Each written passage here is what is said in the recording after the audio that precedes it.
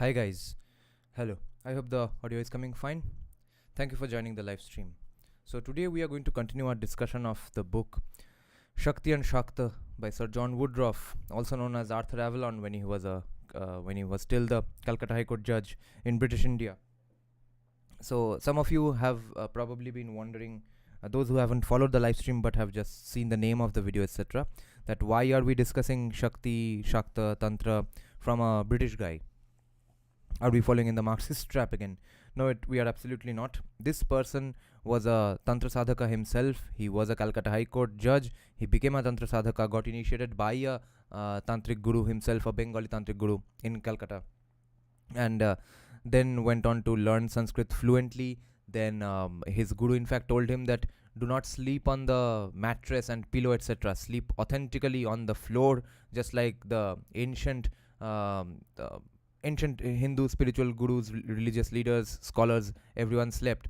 And the way you sleep on the floor affects your anatomy, and that anatomy leads you to speaking Sanskrit exactly perfectly the way Sanskrit was spoken in the ancient times. So he followed even that. So this book is by him, Shakti and Shakta, a gigantic documentation, an entire, let's say, if you want to read anything on Shaktism from a non-primary source, if you're looking for a gist of sorts or a paper, this guy is it. This guy is the most respected person when it comes to scholarly approaches, and not the practitioner's approach to these topics, and not the primary sources. If you are looking for anything other than that to compile knowledge on this, Sir John Woodroffe is absolutely the go-to person. And most of all, I heard his name from Rajarshi Nandi himself in multiple videos on beer biceps. Thanks, Maximus. So today is a short chapter, second chapter, a third chapter basically, and especially last day's second chapter was insanely advanced and very dense and deep. It was pretty tough to grasp and conceptualize. Last day's chapter was called Shakti, the World as Power. Now this upcoming chapter is called What are the Tantras and their Significance? This is a short chapter. And after that, I don't think we'll need to go into the next chapter as well, unless we finish it in like 15-20 minutes or something. Let's see. Because the next chapter is pretty big and very significant. The next chapter is called Tantra Shastra and Veda. Okay. Yes. Here to learn, you will be given. Okay. Here to learn had asked something about Sati, that I should do a live stream on Sati, whether there was any Sati Pratha or not. The thing is, I don't want to, or I don't think I need to do, because Meenakshi Jai and Abhijit Chavra, they have debunked these things so many times. The point is, there were some Sati Prathas done in Bengal. Most of them were in fact done in Rajasthan. All total evidence comes up to about total of like 500 Sati incidents happened all over the country in the entirety of the history. Some are mentioned in texts, because the name Sati Pratha comes itself from the Sati Rupa of Durga, who burnt herself because she got very angry with her father Daksha when he did not invite Lord Shiva to one of his family gatherings. Of course, that after that, Shiva got very sad and angry, etc. And then I think Indra or Vishnu, Indra or Brahma, I forgot. Then he, of course, cut her body up into pieces, and that's when those body parts fell into different places. Those became the Shakti Pithas. The yoni of her body fell in Kamakhya, and that's how the Kamakhya temple came about. That's the story. So, what I've come to understand is, my conclusion, my hunch is this, because you can't have 100% hard and fast sure conclusions about these things. People might have mistaken this story for Sati Pratha, but people did not really follow it extensively anywhere in the country ever, except those little incidents, because after all, people like their daughters, people even like their daughters-in-law. So they are not just going to let them kill herself just because scriptures said it. I don't think any scripture explicitly said it. Now, I don't think I'm saying that. Of course, that shows I'm basically illiterate on this when it comes to primary sources. But India is known to disobey things if they are even mentioned explicitly in scriptures, if it becomes too much of an inconvenience to them. So that's the sort of a ever evolving nature of Hinduism, that's why. But also there are examples of when people wanted to commit sati but they were prevented by the family itself. For example, Rani Ahalyabai Holkar, her father-in-law prevented her, stopped her from doing sati. She wanted to burn herself. And also the other thing is that after Islamic invasions happened, the position of women in the society had to drastically change. There was a need of covering themselves up even to a larger extent. The notion, the entire epistemology, how we view a woman's body, that entirely changed. There was a need for child marriages.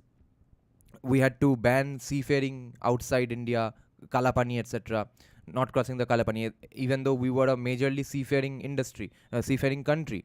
That was the main source of our economy. All that had to be stopped in order to counter Islamic invasions. Then there's an example I repeatedly give, that in Valmiki's Ramayana, Jayanta the crow sits on Sita's breast. In Tulsidas Ji's Ramayana, Jayanta the crow sits on Sita's feet. Because by then Islamic invasions have happened, and the idea of a woman's breast has entirely, the connotation has shifted insanely. So now it's a gigantic, offensive thing to talk about someone's breast, even if it's a goddess's breast. Even though we know that every primary source in our texts explicitly appreciates body parts of both male and female goddesses. Like, for example, that one day we were reading about the Utkala Kshetra in the Brahma Puran, where on one page they are describing a woman in Utkala explicitly, extensively, that she has great feet, great hips, great smile, great cheek, great breasts. So any comic can pick out that one paragraph and say that, yeah, see, this is so much, it objectifies, commodifies women to such an extent. 2 pages later, they say the same thing about Lord Krishna. He has great teeth, great nose, great cheekbones, great jaws, great eyes, etc. Okay, so that's how our culture is. We appreciate beautiful things. Okay, be proud of that. Now, the second part of Here to Learn's question was that then what did Raja Ram Mohan Roy prevent? Here I have some controversial conclusions. Who knows if they are true or not. He was a scholar of Hindu scriptures first and foremost, at least to begin with. He knew multiple languages extensively. Then I guess he had some quarrels with his family, for which he was left without any earning source even. And I think he was co-opted, and sort of he was a plant for the British government, probably, to say that you be our instrument in quote unquote protesting against these vials of the society. And who knows, maybe in just Bengal, in just that era, Sati Pratha had increased maybe all of a sudden. But you be the voice against these, so that we can say that we collaborated together in a great show of friendship and we banned them together. And now these sorts of government maneuverings we know nowadays because we have come to know so many things about governments, and we watch so many web series, thrillers, etc. about how governments function. But no one knew of these things back then, so everyone took everyone's words as Mahavakya and Vedvakya. And like, for example, Anushadhar says that no one could have thought exactly what happened with Netaji, the things he is claiming, because no one knew that these things are even possible to happen. Everyone was very bhola in the entire country. But when the British government left, they explicitly told the Indian government that the day you find Netaji, send him to us, because he's a goddamn war criminal who collaborated with Nazis. So we are going to hang him definitely. So that's why Netaji could never come out. So that might be the extent of what Sati Pratha is. And I have spoken to some sociology people in presidency. They have said that internally even they acknowledge it and know that Sati Pratha was not really that big of a deal. But it's just how the notion has spread around, because we have an in general Hindustan के भारत के इतिहास में जो हुआ है खराब है, Hinduism में जो हुआ है खराब है. That's the starting default conclusion we start from, right, in academia and mainstream media. So this is the conclusion we have to defend. After that, let's see what evidence we have. That's how people operate. So that's how maybe this notion got solidified. Shivaji's wife Putalabai or Putlibai committed sati, though not other wives. Right, exactly. if sati was really the norm, you have to go to, it's a go to norm. Why did only one wife commit sati? Sati self-immolated because she was enraged by insult of her husband Shiva. Yes, but name doesn't make any sense because Sati didn't burn herself after Shiva's death. Shiva never died. Yeah, but Sati did burn herself because of something relating to her husband. That maybe have gotten distorted. Can it even be classified as a pratha? Good question. I don't think it can, since it's not extensively scripturally backed and there's no consensus on it, and not many people did it. I visited Rani Sati Dadi temple in that's the most significant place of Sati Pratha.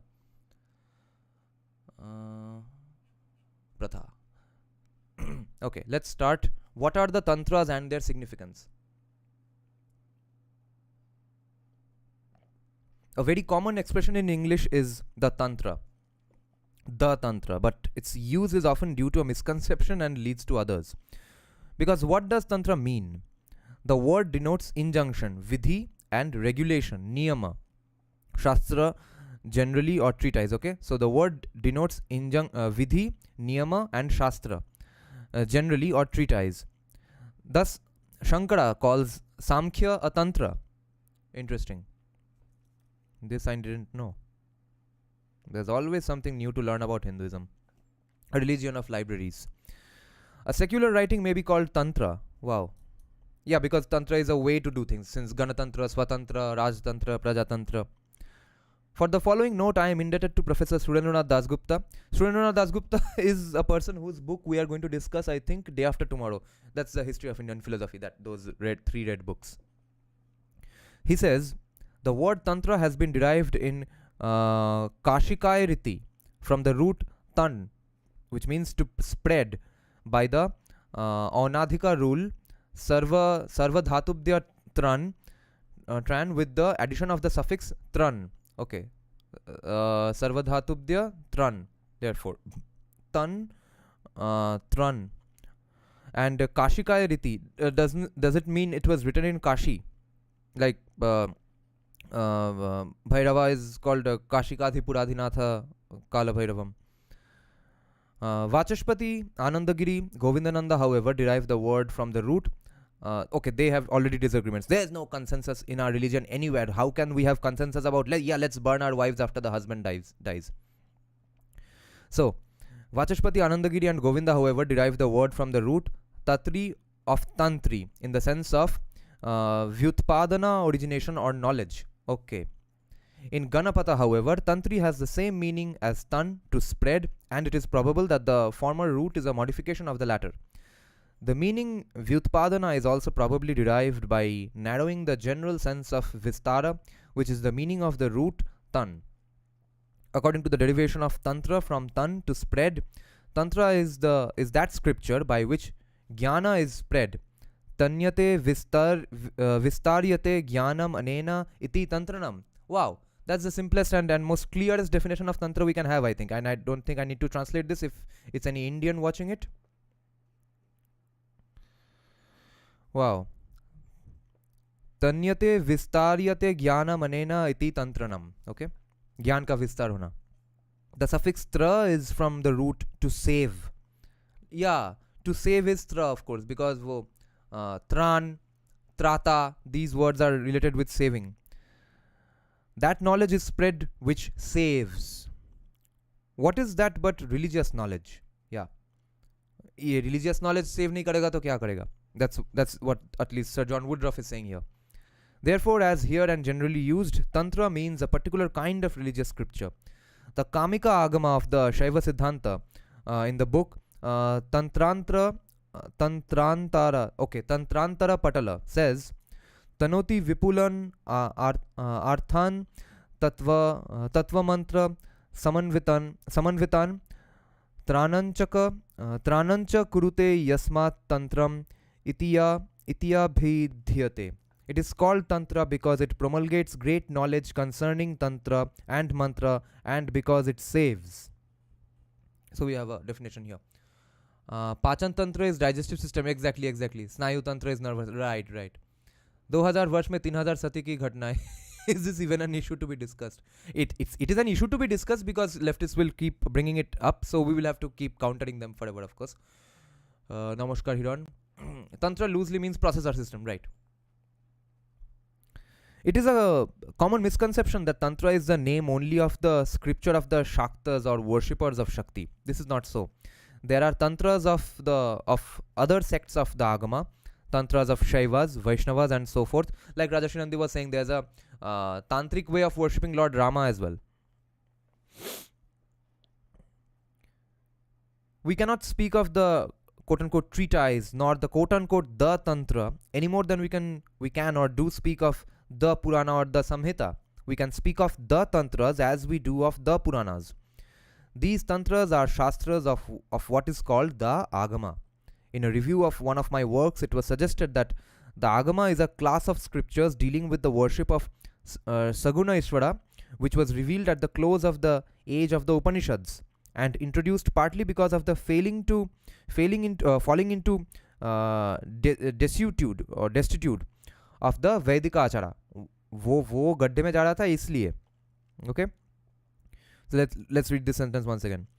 In a review of one of my works, it was suggested that the Agama is a class of scriptures dealing with the worship of Saguna Ishvara, which was revealed at the close of the age of the Upanishads, and introduced partly because of the falling into destitute of the Vedika Achara, and partly because of the increasing numbers of persons entering the Hindu fold who were not competent or adhikari for that achara. I will not, however, deal with this historical question beyond noting the fact that the Agama is open to all persons of all castes and both sexes and is not subject to the restrictions of the Vedika Achara. This last term is a common one and comes from the verbal root char, which means to move or to act. The prefix a being probably used in the sense of restriction, achara. Achara thus means practice, way, rule of life, governing a sadhaka or one who does sadhana or practice for some desired end or siddhi. Now, okay, who are the Bengalis in the live stream today? I think everyone is a Bengali, interestingly. Chalo, we are discussing Shakti and Shakta, so it's very apt. But for the Bengalis watching, there is one phenomenal YouTube channel I have found, guys. I have just watched 2 videos of him. That guy makes videos only in Bengali. And he's the kind of guy, his is the kind of videos I would like to make. Of course, I don't have the knowledge like him, nor do I have the Bengali vocabulary like him, nor do I even have the Bengali pronunciation like him. It is a phenomenal channel. If you don't watch it already, all your arguments, counter arguments about Hinduism, all your questions, if you want to counter anyone about Hinduism, all your information is going to be satisfied by this one channel. It has just 40,000 subscribers, which is very sad. I hope this channel goes viral very soon. It's called Vivek Tirtha. Okay, Vivek Tirtha. Check it out. It's run by one person. I can't remember his name. He's a very nice Bengali name, long Bengali name. He's a PhD in something. He's a professor in some college. Very young guy. He's hardly about 5-6 years older than me. Phenomenal channel. Incredible videos. Let me know if you all have watched Vivek Tirtha. The Agamas. Okay, what did Here to Learn say? Let's see. Any important comments? Similarly, Dharma meaning law came as an example to me when I saw a chapter named Shamantorikeর Dharma. Yes. In Bengali medium mathematics. Right, nice. It means law of parallelogram. Dharma can mean law. Yeah. Dharma can mean law in some contexts, but not all, of course. Dharma is law, righteousness, that which sustains the law which sustains the eternal principle, law which sustains. Are tantras, that is agamas, derived from Vedas? Maybe we'll get the answer in the very next chapter. The next chapter is called the Tantra and the Vedas. I don't know if we will do it today, but we will get the answer probably in the next chapter. Dharma is non-translatable according to context. It is nature, essence, property, law, righteousness, way of existence. My ma probably watches Vivek Tirtha. I see. All of you should watch Vivek Tirtha as well. And he has pretty courageous videos as well. Okay, not when it comes to Patarbaz as of now, but of course, as much courage you can have being a well-spoken Bengali guy. Till that extent, he has criticized Islamic invasions and stuff, but he has said that I don't remember what the context was, but he was saying that why did even Shankaracharya need to go around the country setting up these mathas? He says that Buddhism led to such bad practices in the country that people were claiming moral objectivity about everything and doing absolutely anything and everything under the sun. For that, Shankaracharya was the one who needed to bring some counterbalance. Okay, this is what he says. If you all are pissed off filing FIRs, do it with him. But at least he has the balls to say this in Bengali. Yes, Vivek Tirtha is so clear-headed and knowledgeable. Yes, I watched his Amogh Leela Prabhu and Vivekananda Wala video. Yeah. The Agamas are divided into three main groups according as the Ishtadevta worshipped as The Agamas are divided into three main groups according as the Ishtadevta is worshipped is Shakti, Shiva or Vishnu. The first is the Shakta Agama, the second the Shaiva Agama, and the third the Vaishnava Agama or Pancharatra. I keep forgetting this term. Pancharatra. I keep confusing it with Panchatantra. This last is the scripture to which the Srimad Bhagavata refers as Satvata Tantra in the lines Tenoktang Satvatang Tantram Yaj Jnanatva Mukti Bhag Bhavet Yatra Stri Shudra. Yeah, I've heard this shloka. Yatra Stri Shudra Dasanang Sankaro Vaishnava Smrita. Now, this is the line I have read in Bengali in relating to a context about who can read Vedas, etc. in the Bengali Rig Veda, which I decided that we will start it after we are done with at least this book and the Brahma Puran, because since that's in classical Bengali, it's going to be a tough time for me to understand everything and anything, especially because the language is going to be tough as well as the concept is going to be tough.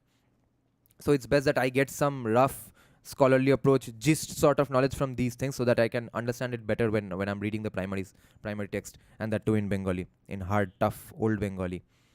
Some agamas are called Vedic or Vedic agama and some non-Vedika, Avedika. The Kurma Purana mentions as belonging to the latter, so the Kurma Puran mentions the non-Vedika agama. Kapala, Lakula, Vama, Bhairava, Purva, Paschima, Pancharatra, Pashupata and many others. So these are Avedika agamas. Interesting. So Bhairava agama, Purva agama, Paschima agama, Pancharatra agama, Lakula Vama agama or Vamachara. It's probably Vama agama. Pashupata again is said to be both Vedika and Avedika, such as Lakula. No consensus in anything, guys. Kurma Purana in Uttar Bhaga, chapter 38. Kurma Purana says, by me was first composed for the attainment of liberation, Srauta, or which is the Vedika, Srauta, Pashupata, which is excellent, subtle and secret, the essence of Veda, Vedasara. The learned devoted to Veda should meditate on Shiva Pashupati. This is Pashupati Yoga to be practiced by seekers of liberation. By me also have been spoken Pashupata, Soma, Lakula and Bhairava opposed to Veda. Veda, Vada, Viruddhani. These should not be practiced. They are outside Veda. Sanat Kumara Samhita says, huge shloka, okay? Srauta Vibhedane Dvividhastu Shivagama Sruti Saramaya Srauta Sa Punar Dvividho Mata Swatantra itirash swatantro dasadha pura tathasta dasadha paschat siddhanta iti gyate itara sruti sarastu satakoti pravistara. This is also in Vayu Samhita, chapter 1, line 28, I guess. Not line, it's written just chapter 1.28. Okay, so maybe verse 28. So the translation is that Shaivagama is of two kinds, Srauta and Asrauta. Srauta is Srauti Saramaya and of two kinds, Swatantra and Itara. Swatantra is first of 10 kinds and then Siddhanta of 18 kinds. This is the Shaiva Siddhanta Agama with 28 Mula Agamas and 207 Upagamas. It is Shuddhadvaita, because it is in okay, Shuddhadvaita. It is Shuddhadvaita because in it there is no Visheshana. Itara is Shrutisara with numerous varieties. No Visheshana means, I guess it's a grammatical concept called Visheshan. It is Shuddhadvaita because in it there is no Visheshana. Itara is Shrutisara with numerous varieties. Into this mass of sects, I do not attempt here to enter except in a general way. My subject is the doctrine and ritual of the Shaktas. There are said to be Shaiva, Vaishnavas, and Shakta Upanishads favoring one or other doctrine. Okay. And he clearly acknowledges that Dharmic Sampradaya and Abrahamic religions are essentially different and incoherent. Yeah. I would recommend another Bengali channel, Maramia Spiritual Society. It's official channel of the spiritual organization of the same name. It's not about countering, but you would get a lot of knowledge about dharma, spirituality, etc. And Joydeep Maharaj is a fantastic and very proficient orator in Bengali, I see, and as well as English. Okay. Thank you. Maramia Spiritual Society. We must, however, in all cases distinguish between what a school says of itself and what others say of itself. Wow, yeah, this is always important. We need to steelman everyone's argument. So far as I am aware of, all agamas, whatever be their origin, claim now to be based on Shruti. Though, of course, as different interpretations are put on Shruti, those who accept one interpretation are apt to speak of differing schools as heretical. So, whatever schools you follow, the other school you will be heretical to you. These main divisions again have subdivisions. Wait. The towel keeps falling off, which prevents my book from getting scratched. These main divisions again have subdivisions. Wow. Thus, there are several schools of Shaivas, and there are Shaktas with their 9 Amnayas, 4 Sampradayas, Kerala, Kashmira, Gauda, and Vilasa. Gauda Shaivism is the place for Mahasthanam. Now, each of these are divided into twofold division of inner and outer worship. Sammohana Tantra chapter 5. There is, for instance, the northern Shaiva school called Trika of Kashmir, in which country at one time Tantra Shastras were very prevalent. There is again the southern Shaiva school called Shaiva Siddhanta. Okay, so Shaiva Siddhanta word is applied only for South Indian Shaivism. This is interesting. I didn't know this.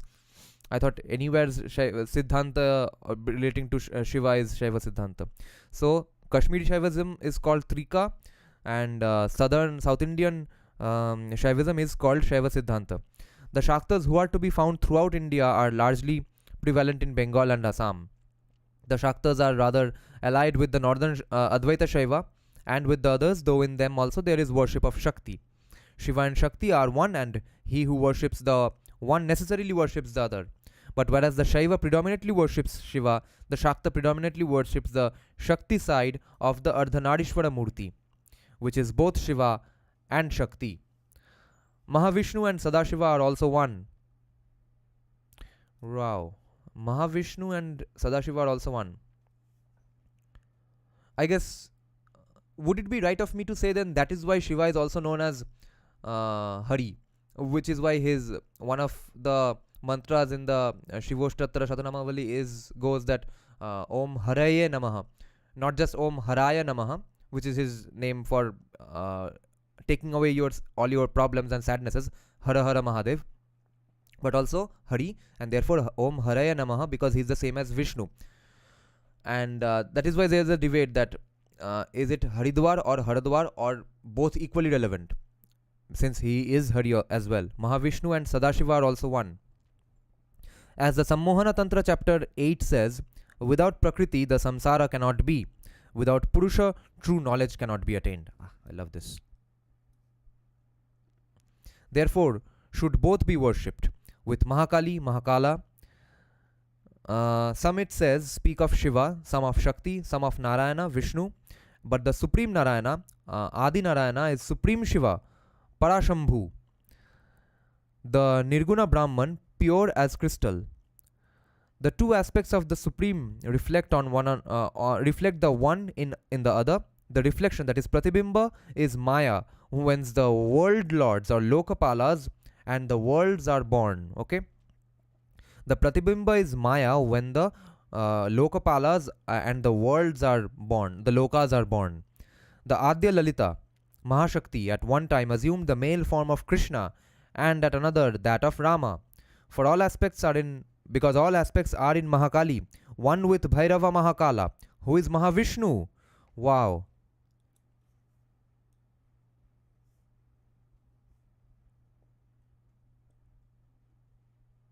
My underline skills are so bad.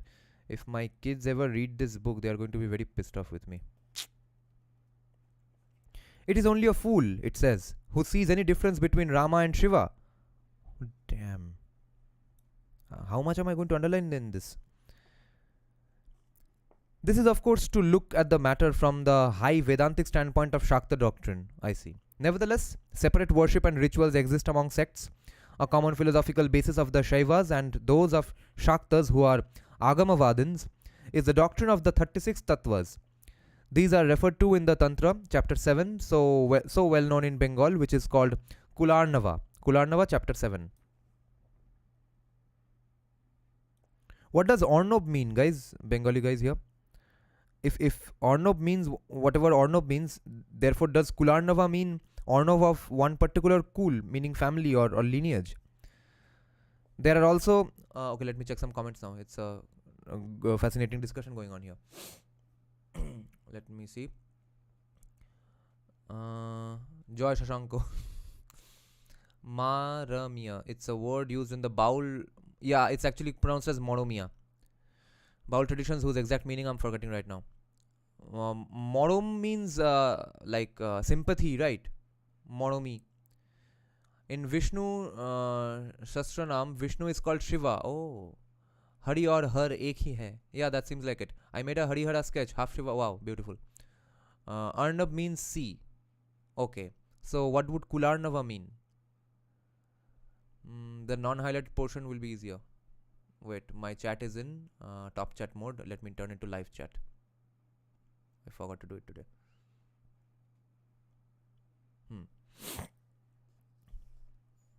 Okay. They are also referred to in these are referred to in the Kularnava Tantra. They are also referred to in other Shakta works and their commentaries such as the Ananda Lahari, and then the Sharada Tilaka, a great authority amongst the Bengal Shaktas, is the work of Lakshmanacharya, an author of the Kashmir Shaiva school.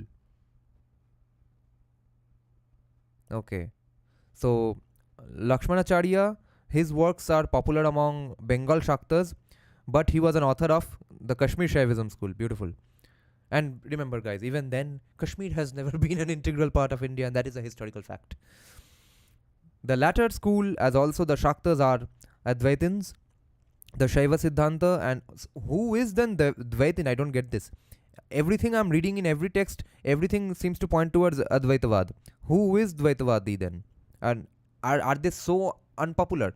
And I mean, is any Hindu today, whoever is religious, whoever follows a particular sampradaya or something, is there any practice of Dvaitavad in existent today? I don't get this. So the Sharada Tilaka, a great authority amongst the Bengal Shaktas, is the work of Lakshmanacharya, an author of the Kashmir Shaiva school. And this reminds me that JNU PhD history lady said that Lakhon Sen of Bengal has destroyed the Nalanda. The latter school, as also the Shaktas, are Advaitins, the Shaiva Siddhanta and Pancharatra are Shuddha Dvaita and Vishishta Dvaita respectively. Okay. So Shaiva Siddhanta is Shuddha Dvaita and Pancharatra is Vishishta Dvaita respectively. There is also a great body of Buddhist tantras of differing schools.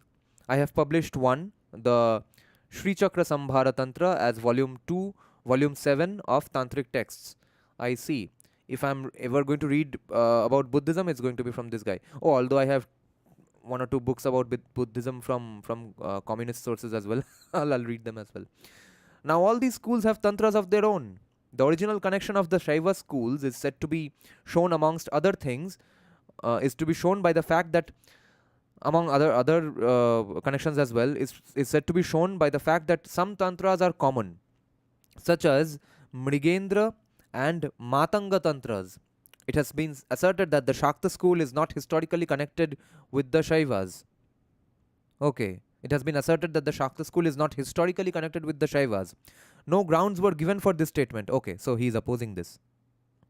Whatever be the historical origins of the former, the two appear to be, in several respects, allied at present, as anyone who knows Shakta literature may find out for himself. In fact, Shakta literature is in parts unintelligible to one unacquainted with some features of what is called the Shaiva Darshana. Okay, so he's saying that if you don't know Shaiva Darshana, you won't even understand some of the parts of some portions of Shakta literature. How is it otherwise that the 36 tattvas and sadadva are common to both? Sadadva. Sadadva. I've never heard this word. How otherwise is it that the 36 tattvas and sadadva are common to both? For that, see my book Garland of Letters, which basically means Varnmala, Bornomala.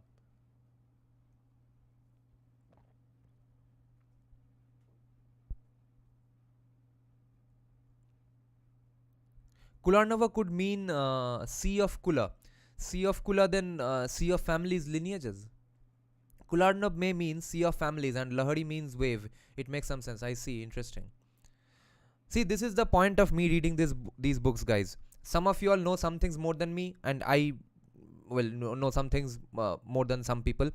But we are basically absolute in the larger sense. We are all beginners here. We are learning together. So it's sort of a book club discussion hangout only. At the end of the day, we are all discussing and learning these things and exchanging ideas about how we are learning these things together. Chaitanya is Dvaita. I see. Gaudiya Vaishnavism is Dvaita. Okay. If Gaudiya Vaishnavism is Dvaita, do you mean all Vaishnavas of Bengal are supposed to be then Dvaitavadis? So my family, who does not follow any religion anymore, but we come from a Vaishnav background, then were we also supposed to be Dvaitas? I guess all Vaishya caste people of Bengal are Vaishyas, or are all Vaishnavas. So are all of them non-Advaitavadis? 80% of Hindus are Advait Vedantins. Iyengars are Dvait, but Ayers are Advait. I see. YouTube has shadow banned you real bad. You don't even show up in the subscription feed. I had to search your channel.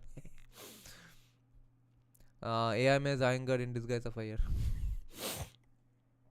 The Shaktas have again been divided into three groups. Thus, the esteemed Pandit R. Ananta Shastri, in the introduction to this edition of Ananda Lahari, speaks of the Kaula or Shakta Shastras with 64 tantras, the Mishra with 8 tantras, and the Samaya group, which are said to be the most important of the Shakta Agamas, of which 5 are mentioned. This classification purports to be based on the nature of the pursuit. Okay, for anyone who is confused about so much information packed with every line and sentence, don't be discouraged by it, and don't also think that therefore it's no point reading these things, or no point reading these listening to these live streams, because whenever you are reading a book, you're not going to retain 100% of the knowledge or the information, especially when you read non-fiction, right? You're not going to remember everything. So it's always going, the same thing is going to work, which is read one book 3, 4, 5 times, which is why PhD is a great technique to grasp one concept, that you pick one topic, one subject, read every book on it.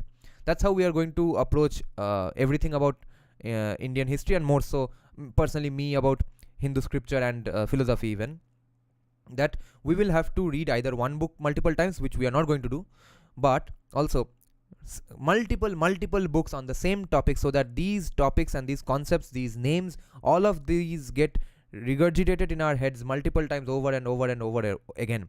And it's best if we read multiple books of the same topic parallelly. So here by same topic I don't specifically mean Shakti and Shakta, but at least Hindu scriptures we are reading so many of them parallelly, right? Now we will resume Brahma Puran from tomorrow, if unless again some emergency music work comes up. So we are going to read Brahma Puran. We will read Shakti and Shakta. We just finished Introduction to Tantra Shastra. We will read History of Indian Philosophy. And where did my Sri Aurobindo book go? Yeah, The Life Divine. So when we have read all of these concepts, at least let's say 70-80% of this will be retained in our heads someday, years from now. But for that we will have to go through all of these books. But you are not going to remember most of what was written in this book. Even if you remember 20-30% of this, it's good enough, because the rest you are going to get from other books. But also you'll get the basic notions and vibes of what this sampradaya meant. That is also one important takeaway from all these books, at least specifically this book. And that's why I don't care that whether I get shadow banned or not. Shadow bans will come and go. We are in the field of shadow bans, but let them shadow ban. Once we are done with these, when our arguments are invincible, when our training is in place, then just some YouTube CEO is not going to stop you. The eyeshadow history woman is so angry and aggressive. She's replying to normal decent comment like the bigot, as if the commentator is a sinner. Yeah, and her all her Urdu pronunciations are so much on point. Even the people in the comment section have said that you pronounce Farsi Urdu words so beautiful. All khushbu, those pronunciations are so perfect, but she pronounces English wrongly. So she pronounces bigot as bigot.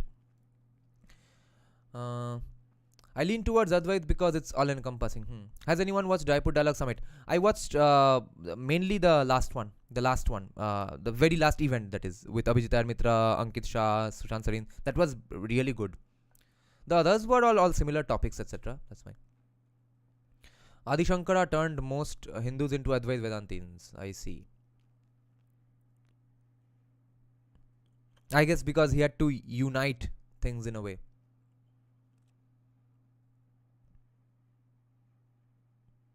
The Shaktas have again been divided into three groups. Thus, the esteemed Pandit R. Ananta Shastri, in the introduction to his edition of Ananda Lahari, speaks of the Kaula or Shakta Shastras with 64 tantras, the Mishra with 8 tantras, and the Samaya group, which are said to be the most important of the Shakta Agamas, of which 5 are mentioned. This classification purports to be based on the nature of the object pursued. Okay, why these different classification? They are all for different nature of the object pursued, according as it belongs to one or the other of the Purusharthas. Pancharatra literature is very considerable, 108 works being mentioned by the same Pandit in volume 11, 12, 13. Volume 13, page 357 to 363 of the Theosophist. I would refer the reader also to the very valuable edition of Ahirbudhniya Samhita by my friend Dr. Otto Schrader, with an introduction by the learned doctor on the Pancharatra system, where many Vaishnava tantras and samhitas are cited. The Trika school, the Kashmir Shaivism school, has many tantras, of which the leading one is Malini Vijaya. The Swachhanda Tantra comes next. There is also a Rupa of Bhairava called Swachhanda Bhairava, right? I guess it's about him. The Swachhanda Tantra comes next. Jagadish Chandra Chattopadhyay, Vidya Varidhi. Jagadish Chandra Chattopadhyaya Vidya Varidhi has written with learning and lucidity on this school. Oh, on Swachhanda Tantra. Wow. These are the things a Bengali should be proud of. Such deep, although we have other things to be proud of as well. The Shaiva Siddhanta has 28 leading tantras and a large number of upagamas such as Taraka Tantra, Vama Tantra and others, which will be found enumerated in Shomedas's book Der Saiva Siddhanta, and in Nallaswami Pillai's book Studies in Shaiva Siddhanta, and Shiva Jnana Siddhi here. The Sammohana Tantra, chapter 6, mentions 64 tantras, 327 upatantras, and also Yamal, Damar, Samhitas, and other scriptures of the Shaiva class, and 75 tantras, 205 upatantras, also Yamals, Damars, Samhitas of the Vaishnava class. Numerous tantras and other scriptures of the Ganapatya and Saura classes, and a number of Puranas, Upapuranas, and other variously named scriptures of the Bauddha class. It then mentions over 500 tantras and nearly the same number of upatantras of some 22 agamas. Chinagama. Okay, Chinagama, is it from then China or Tibet region? Since Tibet region was called Mahachin. Mentions 500 tantras and nearly the same number of upatantras of some 22 agamas, Chinagama, Buddhagama, Jaina, Pashupata, Kapalika, Pancharatra, Bhairava, and others. There is thus a vast mass of tantras in the agamas belonging to different schools of doctrine and practice, all of which must be studied before we can speak with certainty as to what the mighty agama as a whole is. All of which must be studied, and none of which I can find on Amazon. For this, we will actually have to go to proper bookshops to buy them. The only thing I can find on Amazon, any primary source related to Shaivism or Tantra, I can find on Amazon is basically Vigyan Bhairav Tantra, the Shiv Puranas by Vivek Dev Roy. In English, I'm talking about, of course, and the Tantra Loka, 5-volume gigantic one by Abhinav Gupta himself. But I'm not really buying it as of now. Firstly, because it's costly. It's about 3,200 rupees. But more importantly, there's just one translation available on Amazon, even though it's a more recent translation and many people have translated it. So first, I need to find out if you all know anything about this. Let me know whose translation is most apt and most renowned when it comes to Tantra Loka by Abhinav Gupta.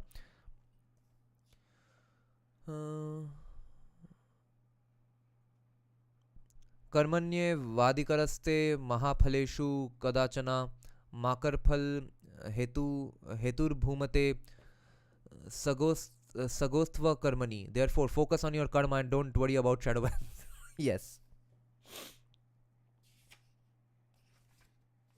All of which must be studied before we can speak with certainty as to what the mighty agama as a whole is. In this book, I briefly deal, and thankfully this guy has read all of it. In this book, I briefly deal with one section of it only. Nevertheless, when these agamas have been examined and are better known, it will, I think, be found that they are largely variant aspects of the same general ideas and practices.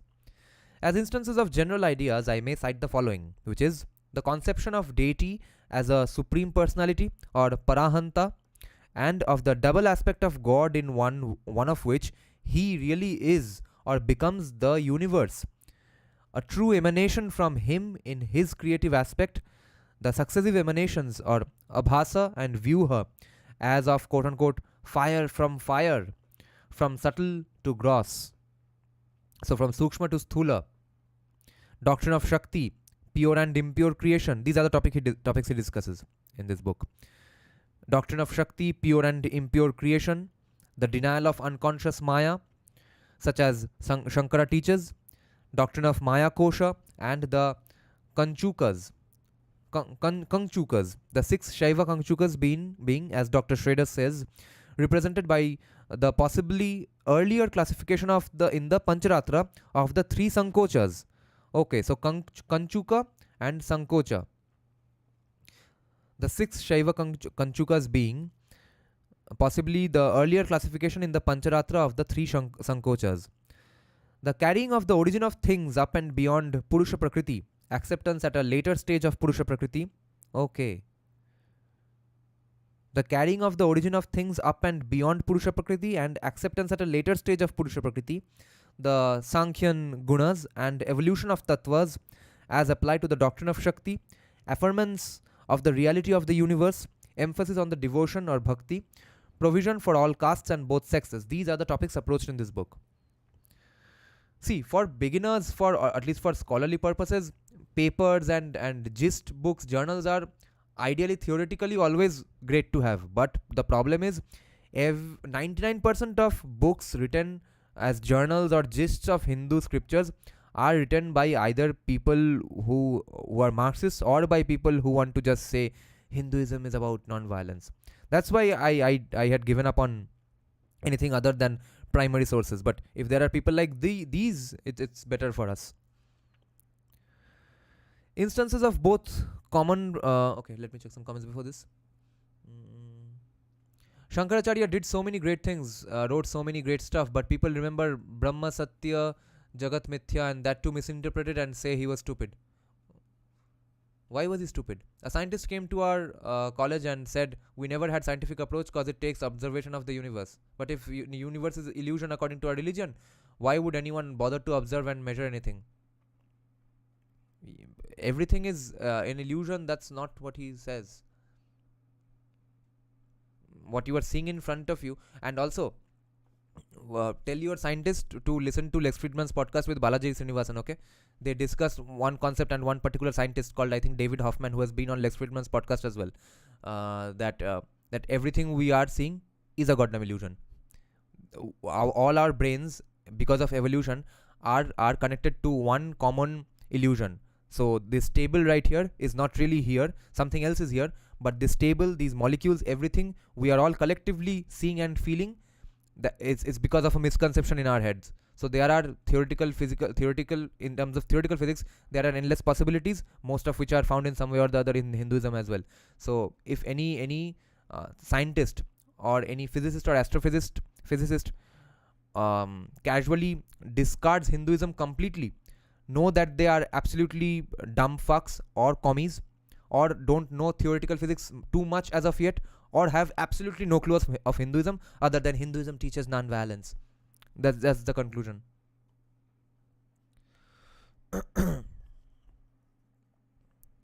Okay, instances of common practice are, for example, among common practices among all these: mantra, bija, yantra, mudra, nyasa, bhuta shuddhi, kundali yoga, construction and consecration of temples and images, kriya, religious and social observances, charya, such as ahannika, varnashrama dharma, utsava, and practical magic, maya yoga, where there is mantra, yantra, nyasa, diksha, guru, and the like.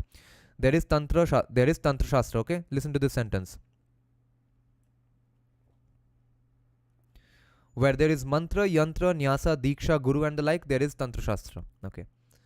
This sentence of your college professor is now bugging my head. It's the most low level, one of the least knowledgeable sentences I've ever heard in my life. See, we didn't have a scientific approach because we considered universe to be a maya.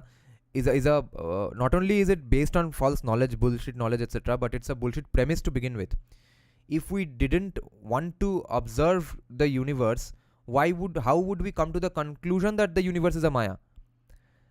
Does he think that one fine morning one guy randomly said and wrote somewhere that, okay, I thought about 5 minutes for the universe, yeah, this sky and all, it's all maya, bro, and everyone in the entire gigantic Akhand Bharat agreed that yeah, it's all maya, bro, chalo ab chalte hain, kuch aur discuss karte hain, and therefore stop the discussion of and or thinking over or pondering over the universe. They reach the conclusion which he dislikes, or mainstream scientific consensus is against that idea. Okay, if at all Hinduism openly claims that yeah, everything is maya, but that has come because of the observation of the universe, which is a scientific approach according to him. So how did we not observe the universe or not think of the universe? Mithya means non-permanent or ever changing, therefore it is not satya, because satya is permanent and never changing. It doesn't mean illusion. Yes.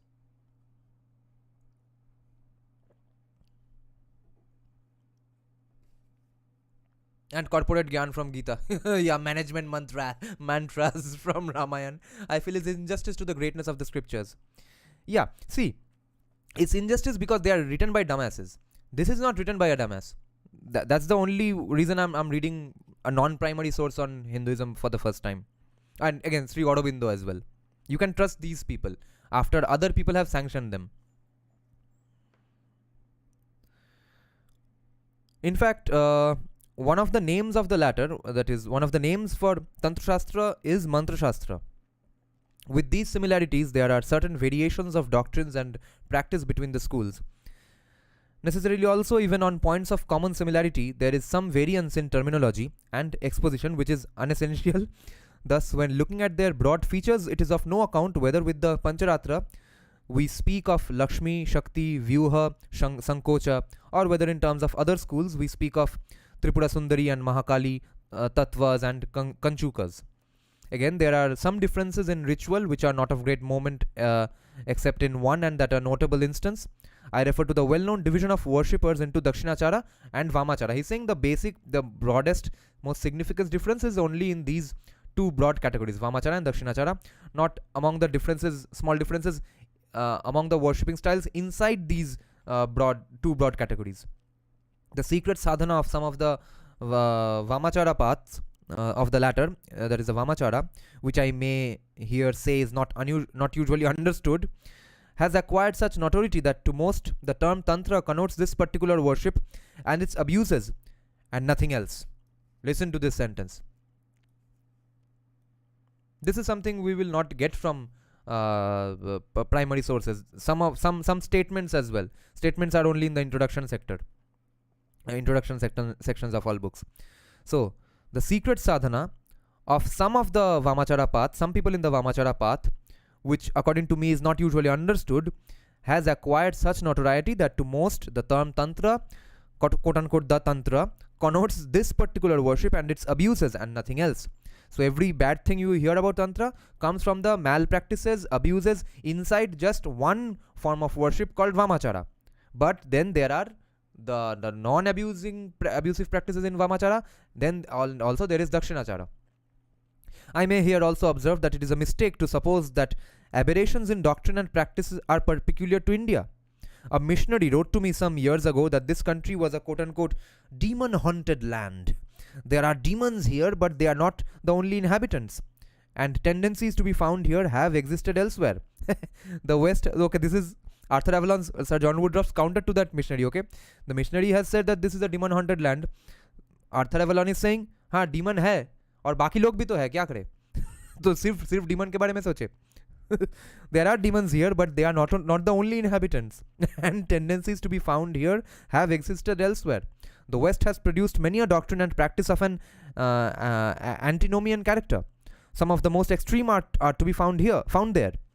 Moreover, though this does not seem to be recognized, it is nevertheless the fact that these scholar rituals are rites, meaning rites, rites, okay. These scholar rites are philosophically based on monastic doctrine, meaning Advaita. Now it is this scholar doctrine and practice limited probably as being a secret doctrine at all times to comparatively few, which has come to be known as quote unquote the Tantra. Why do we have a disco called the Tantra? What's that got to do with anything? So it is this scholar doctrine and practice limited as probably being a secret doctrine at all times to comparatively few, which has come to be known as the Tantra. Nothing is more incorrect. This is but one division of worshippers who again are but one section of the numerous followers of the Agamas, Shaiva, Shakta and Vaishnava.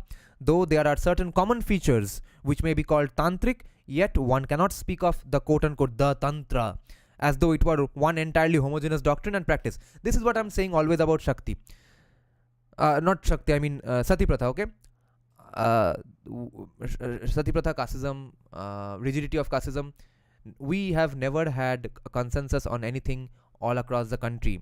Wherever you see an upper caste actually hard and fast going out of his way to do something bad to lower castes somewhere else in the country, at the same time was protesting against it, or breaking his caste and going to other castes and joining different professions, etc. All of this goes on. We are not a land of consensus on fucking anything ever. Still less can we identify it with a particular practice. So and even less than that, we can associate it with particular practices and theories of one division of worshippers only. Further, the tantras are concerned with science, law, medicine and a variety of subjects other than spiritual doctrine or worship. Thus, Indian chemistry and medicine are largely indebted to the tantrikas. And let me tell you who else agrees with this notion. Not directly in context of tantras, but just last day I was watching a lecture by Jordan Peterson. It's not one of his sort of that motivational speaker thing. This is his University of Toronto lecture on psychology. There he was saying that, casually mentioning in a sentence, that wo alchemists jo hote the, who were trying to conjure up a philosopher's stone, etc., he called them proto-scientists. Okay, They were the scientists of those days. They were trying to do things in a way which is kind of equivalent to science and experiments today. We just have had more and better evolved formal knowledge. It's always a journey. We improve as a society and as a race, as a species. सब कुछ एक step में एक दिन में नहीं होगा. Okay, let me check some comments.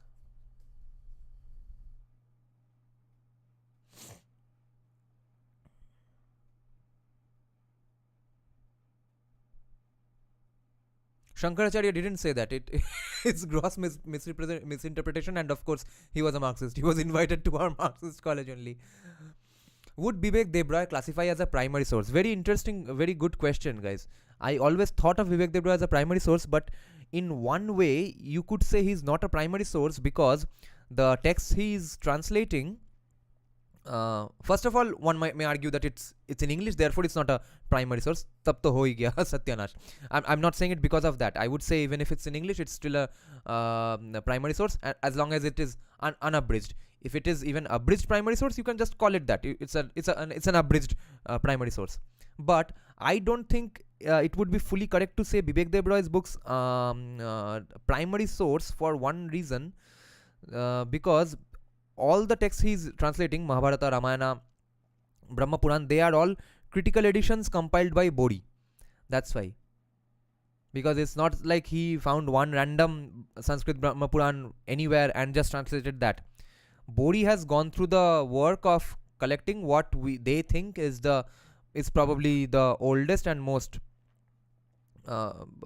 possibly the most authentic version of the Puranas that we have. They have filtered out all the later which they think are most definitely later texts, later shlokas from Puranas, because they don't come up in most of the Puranas. Okay,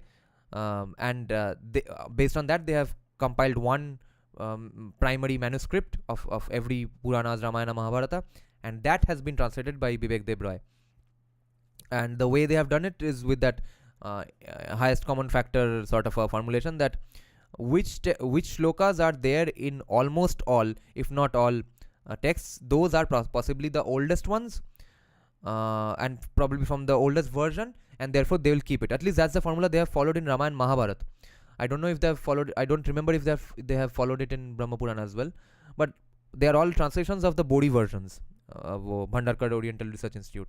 So in that way you could call it not primary source.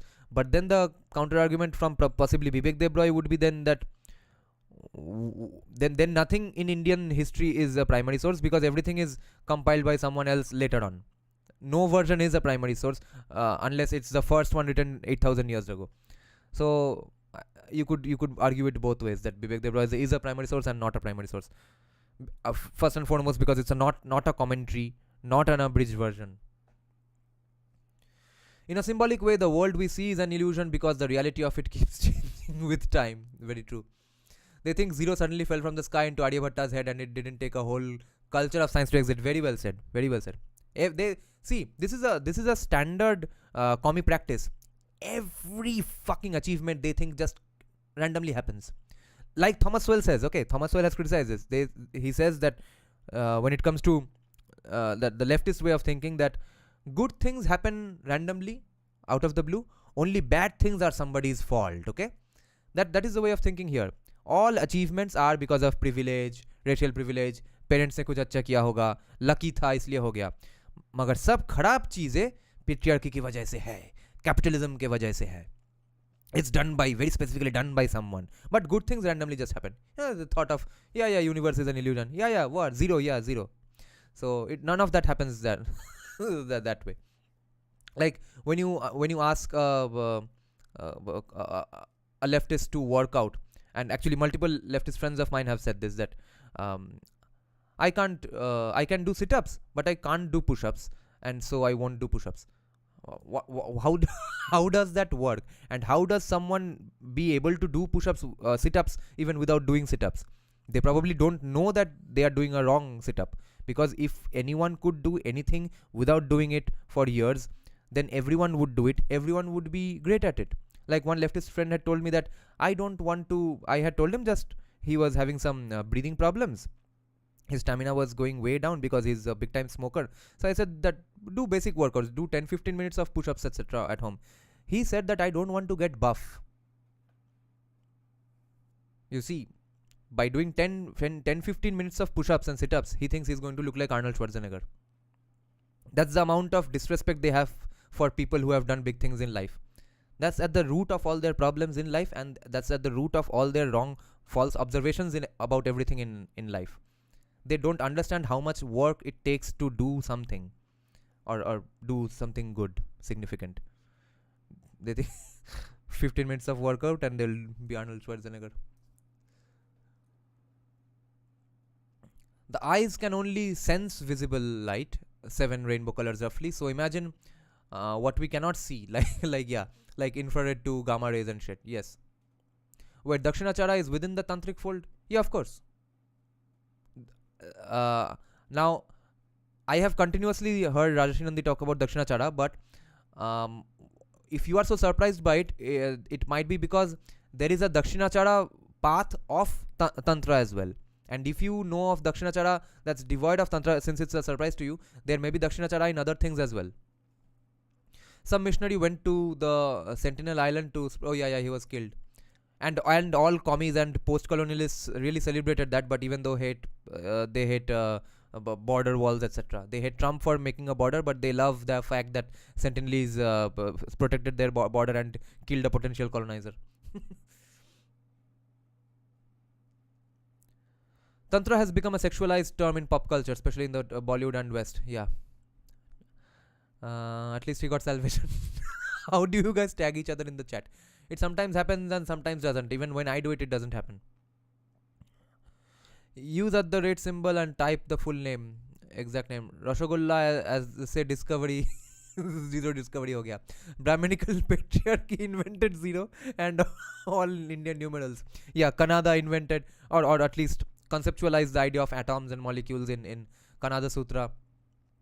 Not Kannada Sutra. What sutra is it called? I forgot. Vaisheshika Sutra. Yeah. This can be an argument for Brahminical patriarchy. Yeah, it's heading towards that. They have characterized, misinterpreted everything to such an extent. Now, very soon people are going to say, yeah, everything great that in India, everything great that happened in India, preventing colonization se leke invention sab hua because of birth-based casteism, bro. Fuck off. That's the thing we are going to head towards. Rashogolla was invented through oppression of cows. Oh, that though I agree, of course. My mind blew after AKTK podcast that Qutub Minar Dhruva Stambha was a solar lunar clock. Observatory universe. Yeah. 27 temples were of 27 nakshatras. I thought Dakshinachara came from Vedas, Vamachara came from Agam. I see. Okay. No, that's not the case. I forgot to drink tea today. See, when we have so a few viewers today, even then we are having almost as fruitful a discussion as we have on other days, if not more actually. It's more of a close, tight-knit group of people discussing the topic. Okay. So now, thus Indian chemistry and medicine are largely indebted to the Tantrikas. According to a common notion, the word Tantra, to use the language of a well-known work, is quote-unquote restricted to the necromantic books of the latter Shaivaic or Shakti mysticism. This is a quote from Waddell's book Buddhism of Tibet, page 164. As charity covers many sins, so mystic and mysticism, quote-unquote mystic and quote-unquote mysticism are words which cover much ignorance. Wow, he's trolling Waddell here, guys. This is as much trolling you can expect from a well-spoken academic. He's saying, just like charity covers many sins, in the same way, mystic and mysticism are words which cover many such ignorance. Quote-unquote necromancy too looms unnecessarily large in writers of this school. Necromancy is one particular thing that is sometimes recommended by some Aghora gurus to some specific Aghora practitioners. It's not a common thing that everyone does in this school of thought. Necromancy means eating dead flesh, etc. and that also was practiced by almost every tribe around the world. Just yesterday I was seeing a reel of today, in the current day, just from a few days back, an Amazonian tribal woman casually eating the flesh from the skull of a human dead body. Necromancy too looms unnecessarily large in writers of this school. It is, however, the fact that Western authors generally so understand the term Tantra. They understand Tantra with just the association of necromancy. They are, however, in error in so doing, as previously explained. Here, I shortly deal with the significance of the Tantra Shastra, which is, of course, also misunderstood, being generally spoken of as a jumble of black magic, erotic mysticism, cemented together by a ritual which is quote unquote meaningless mummery. We are going to get into huge trolling sections right now. Get ready. A large number of persons who talk in this strain have never had a tantra in their hands, and such Orientalists as have read some portions of these scriptures have not generally understood them, otherwise they would not have found them to be so quote unquote meaningless. They may be bad or they may be good, but they have a meaning. Men are not such fools as to believe for ages in what is meaningless. The use of this term implies that their content had no meaning to them. Okay? The use of this term, that it's meaningless, implies that their content had no meaning to them. Very likely, for to define as they do mantra as quote unquote mystical words, mudra as mystical gestures, and yantra as mystical diagrams does not imply knowledge. These erroneous notions as to the nature of the agama are, of course, due to the mistaken identification of the whole body of the scripture with one section of it. Yeah. You read just one section of one scripture and you thought the entire topic is about just that, because they are mistaking it with Bible or just one dharma granth, right? Further, this last is only known through the abuses to which its dangerous practices as carried out by inferior persons have given rise. It is stated in the Shastra itself, in which they are prescribed, that the path is full of difficulty and peril, and he who fails upon it goes to hell. That there are those who have so failed and others who have been guilty of evil magic is well known. I am not in this chapter concerned with this special ritual or magic, but with the practices which govern the life of the vast mass of the Indian people, to be found in the tantras of the agamas of the different schools which I have mentioned. No, necromancy just means using dead bodies for rituals, magic, occult, supernatural. You are talking about cannibalism. I guess, yeah. Yeah, why did I mistake it with cannibalism? When it comes to cannibalism, I was thinking of that when someone has just died in a war and you eat them up immediately, or you find someone specifically to eat them, that would be cannibalism according to me, right? Because that's the same as hunting an animal or killing an animal for food. So you want to eat a human, so you just kill him and eat him. That would be cannibalism. But necromancy would be eating someone who's long dead. They dug up the body and ate it. And the thing that's done by some aghoris, or at least recommended by some aghori gurus for some specific aghori disciples, according to their swabhava, tendencies, etc., is that they find some dead flesh and then they eat it. They don't kill someone for food, because it's not even for nutritional purposes. And also it's done when they are supposed to be in a specific sort of a challenge, that okay, you don't want to do this specific thing, therefore you will have to do that. So it's all about it's not all about. Therefore there are examples of eating dead flesh, giving your own blood, and drinking someone else's blood, and also eating poop. Okay, eating shit, it's literally. That also happens in aghori practices. Let me check some comments again, because a big paragraph is coming up.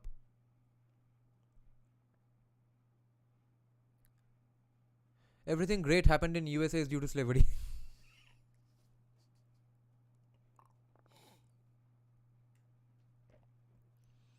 Some rituals involve sex with dead body, I see.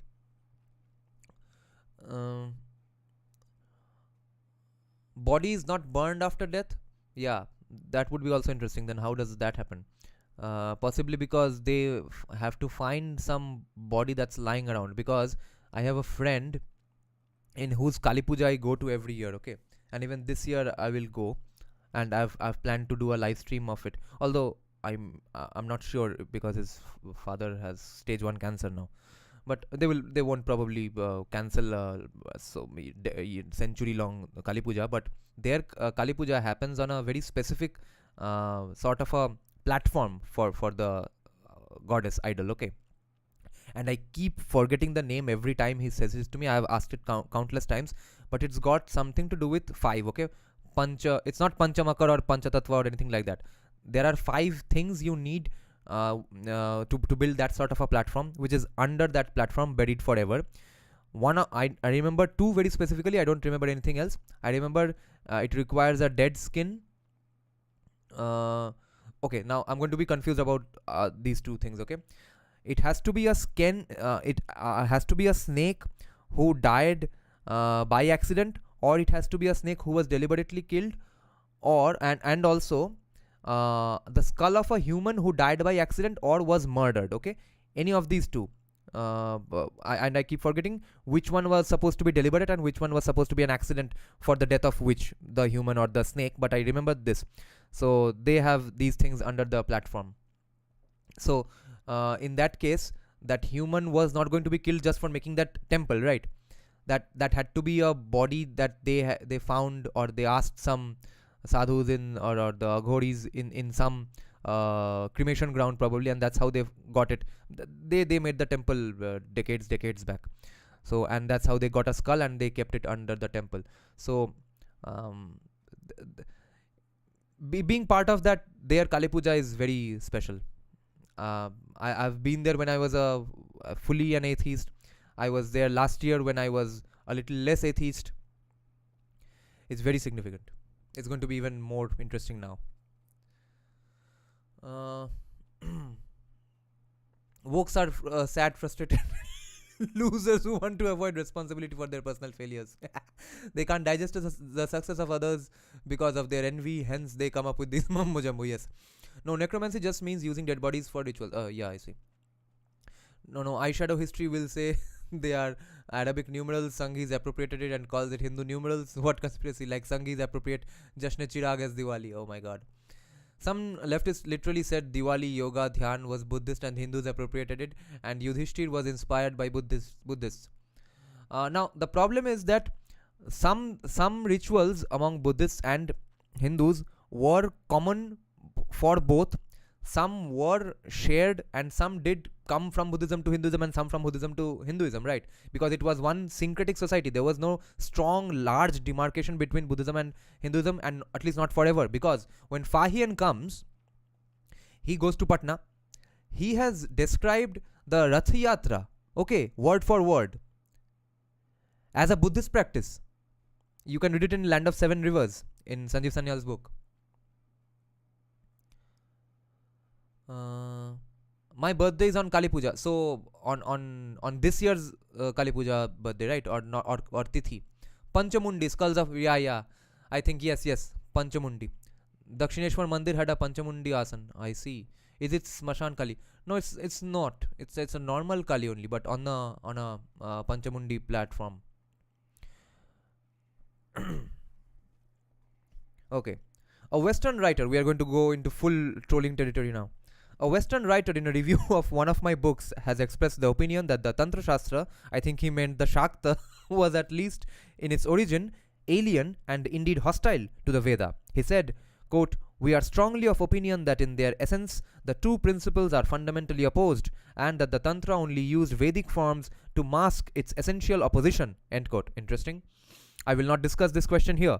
It is, however, the fact now, as it has been for centuries past, that the Agamavadins claim to base their doctrine on Veda. Okay, actually, I also had a doubt about this, but this statement is very interesting. This, I think, clears all my doubts. For centuries past, the Agamavadins claim to base their doctrine on Veda. The Vedanta is the final authority and basis for the doctrines set forth in the Tantras, though the latter interpret the Vedanta in very various ways. Yeah, fair enough. The real meaning of Vedanta is Upanishad and nothing else. Many persons, however, speak of Vedanta as though it meant the philosophy of Shankara or whatever other philosopher they follow. This, of course, is incorrect. Okay. So you can't just say Vedanta is the philosophy of Shankaracharya. Vedanta is Shruti. Shankara's philosophy is merely one interpretation of Shruti, just as Ramanuja's is another, and that of Shaivagama or Kaulagama is a third. Okay. Ramanuja, I guess, was a Dvaitin, right? Dvaitavadi. There is no question of competition between Vedanta as Shruti and Tantra Shastra. It is, however, the fact that each of the followers of different schools of Agama contend that their interpretation of the Shruti texts is the true one and superior to that of other schools. Yeah, fair enough. As a stranger to all these sects, I am not here concerned to show that one system is better than the other. Each will adopt that which most suits him. I am only stating the facts. As the Ahirbudhniya Samhita of the Pancharatra Agama says, the aspects of God are infinite, and no philosopher can seize and duly express more than one aspect. Wow. This is perfectly true. I'll have to underline this. No philosopher can seize and duly express more than one aspect, and that's why we have so many deities. 33 categories of deities are for this very reason, to talk about different aspects of that Supreme Brahman in a way. And that's why I like Tyagaraja's song so much lyrically. I usually don't care about lyrics, but this one song goes around in my mind whenever I get so overwhelmed by these texts that Yendaro Mahanubhavalu, Andariki Vandanamulu. There are so many to worship, I bow down to all of them. This is perfectly true. All systems of interpretation have some merits as they have some defects, that of Shankara included. The latter, by his Mayavada, is able to preserve more completely than any other interpretation the changelessness and stainlessness of the Brahman. This is exactly what one of you said right now, that universe could be called, I think Neener said it, the universe could be called Maya because it's all the time changing, and that is basically what Sir John Woodroffe is saying here, guys. This is fascinating. Shankaracharya's Maya Vidya is able to preserve more completely than any other interpretation the changelessness and stainlessness of Brahman. It does this, however, at the cost of certain defects, which do not exist in other schools, which have also their own peculiar merits and shortcomings. The basis and seat of authority is Shruti or experience, and the Agama interprets Shruti in its own way. Thus, the Shaiva Shakta doctrines are specific solutions of the Vedantic theme, which differ in several aspects. Okay. Thus, the Shaiva Shakta doctrines are specific solutions of the Vedantic theme, which differ in several aspects from that of Shankara, though as they agree with him on the fundamental question of the unity of Jivatma and Paramatma. They are therefore Advaita. Okay, in this, and he mentions a footnote that he's talking of at least the Northern Shaiva school. Yeah, so at least there is one consensus that among this school broadly, that the unity of Jivatma and Paramatma. Oh my god, my underlining skills are too damn horrible. Let me save these books for my kids. They are therefore all Advaita.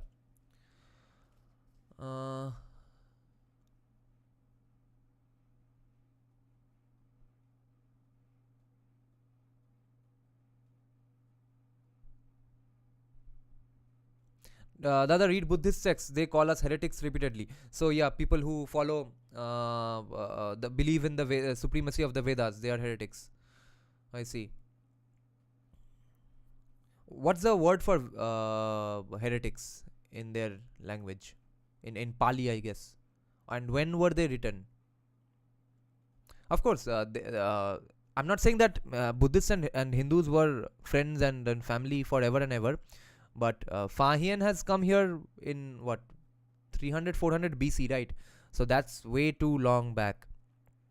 I think things were starkly confrontational from I guess 700 800 AD onwards, because Shashank had run-ins with Buddhists as well. Dakshineshwar is in Howrah. Is it because they follow Dakshinachara, or is it because of is in the south of the state? Dakshin ka Ishwar, Dakshineshwar. I meant to ask in Dakshineshwar Mandir, where is the asan? Like I visited the temple, but I never heard of it. I see. But Adi Shankara revived Advaita Vedanta. Saint Ramanuja was a Vishishtadvaitavadi. I see. He popularized Advait. I said it, but no problem. Oh, okay, okay. Yeah. So Abhay said this idea that universe can be called an illusion because it keeps changing all the time. Within the temple complex only, can't explain in chat. I went there when I was a child. Also, Ram Prasadi songs contains these philosophical truth in a very beautiful way.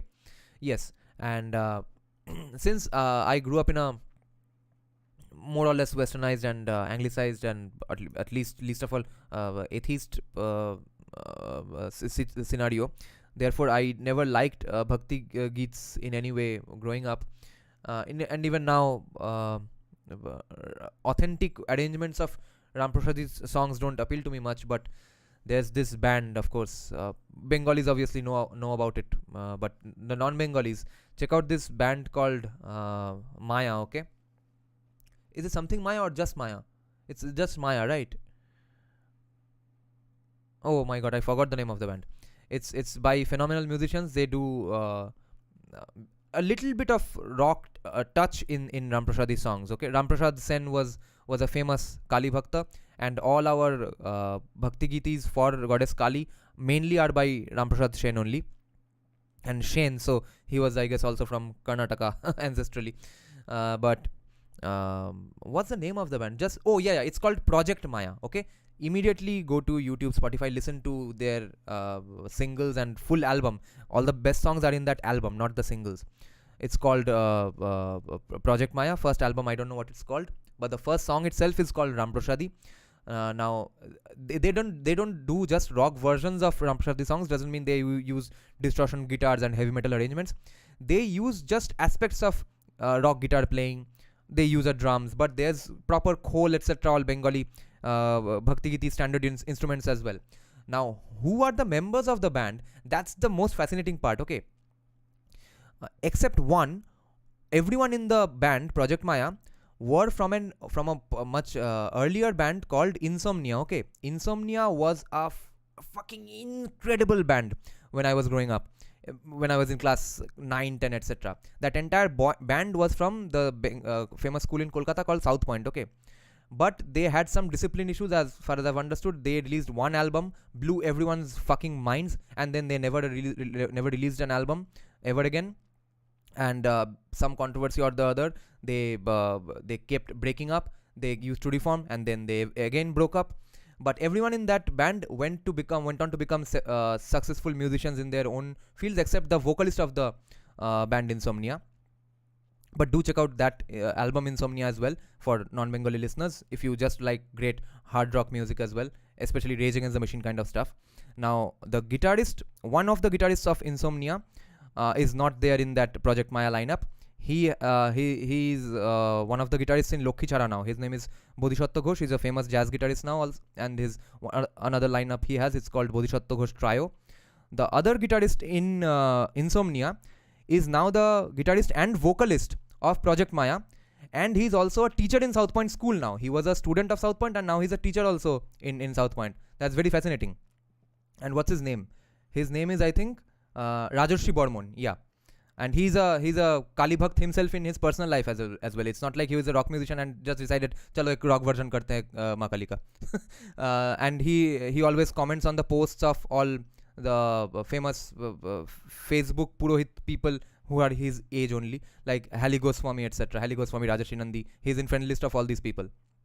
Now, the synth player of Insomnia, who is also the synthesizer player of Project Maya, he's one of the most sought after and most popular music arrangers in Tollywood today. His name is Savi Bhattacharya. What's his original name? No one knows.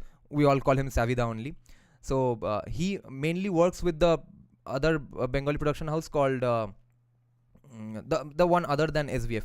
I forgot their name as well. Whose head office is in Golf Green. Arey, uska naam kya hai? So anyway, fuck it. But that production house makes a little less popular and little less budget movies than SVF, but 99% of their songs are arranged by Savi Bhattacharya only. And their bassist was also the bassist of Insomnia. He is now the bassist of Fossils as well. He used to be the live sound engineer of Fossils, but Fossils' bassist was basically kicked out because he sort of went crazy. But now that Pomda is now the bassist in Fossils, but he's the one who has played the bass in Project Maya as well. But a phenomenal band. Every year when we go to that friend's Kali Puja, because he's a rock vocalist himself, first to last, it's always Project Maya running in full blast all night in the speakers.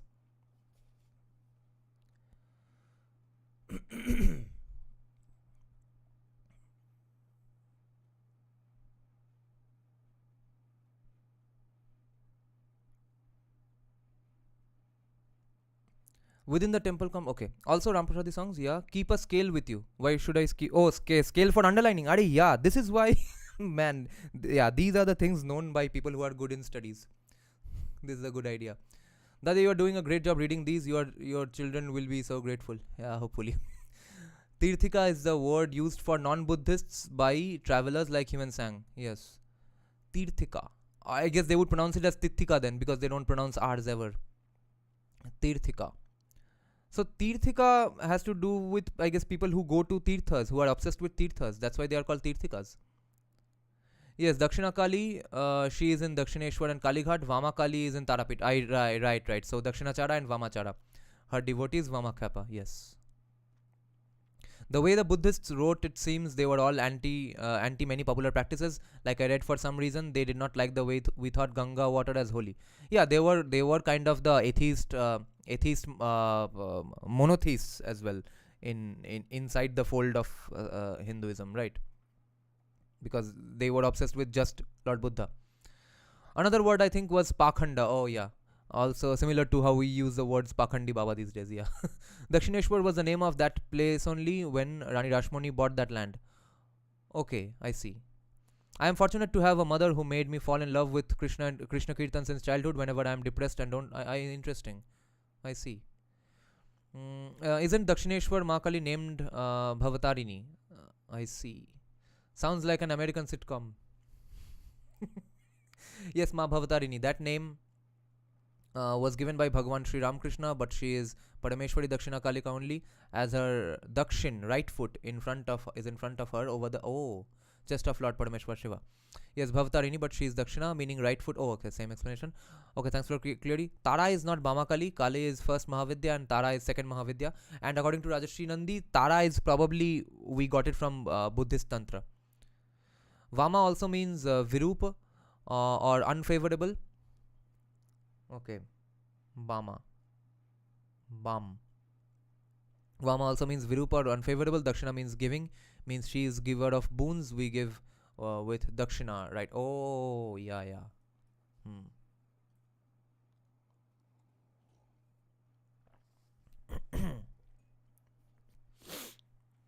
Okay.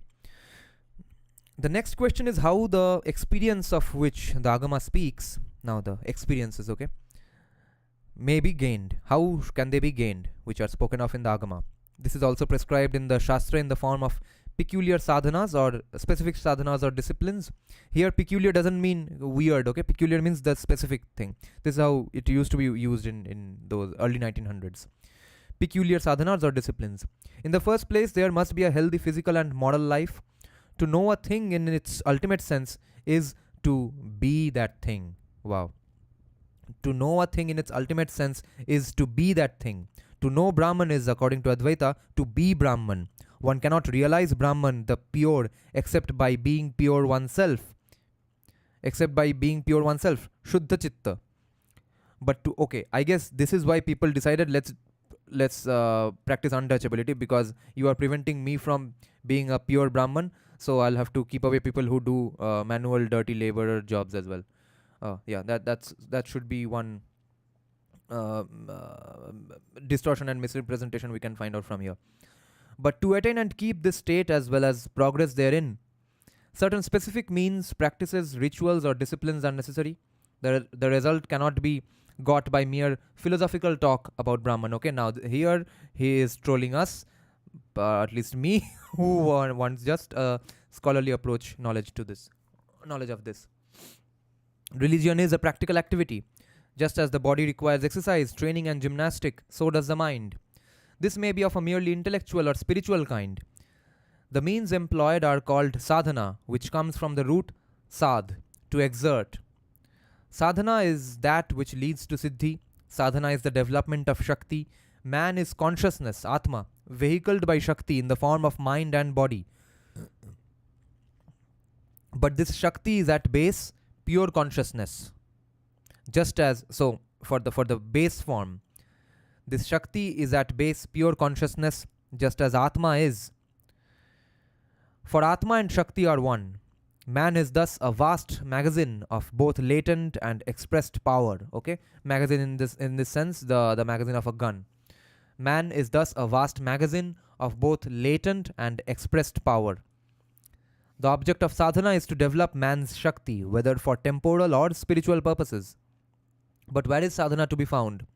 Seeing that the Vedika Achara has fallen in practical destitute, we can find it nowhere but in the Agamas and in the Puranas, which are replete with tantric rituals. This is an interesting view. Seeing that Vedika Achara has fallen in practical destitute, we can find it nowhere but in the Agamas and in the Puranas, which are replete with tantric rituals. The tantras of these Agamas, therefore, contain both a practical exposition of spiritual doctrine and the means by which the truth it teaches may be realized. Their authority does not depend, as Western writers and some of their Eastern followers suppose, their authority does not depend on the date when they were revealed, but they depend on the question whether siddhi is gained thereby. This too is proof of Ayurveda. The test of medicine is that it cures. If siddhi is not obtained, the fact it is written, Shiva Uvacha, Shiva speaks, or the like, counts for nothing. Unless siddhi is obtained, this means nothing. The Agama, therefore, is a practical exposition and application of doctrine varying according to its different schools.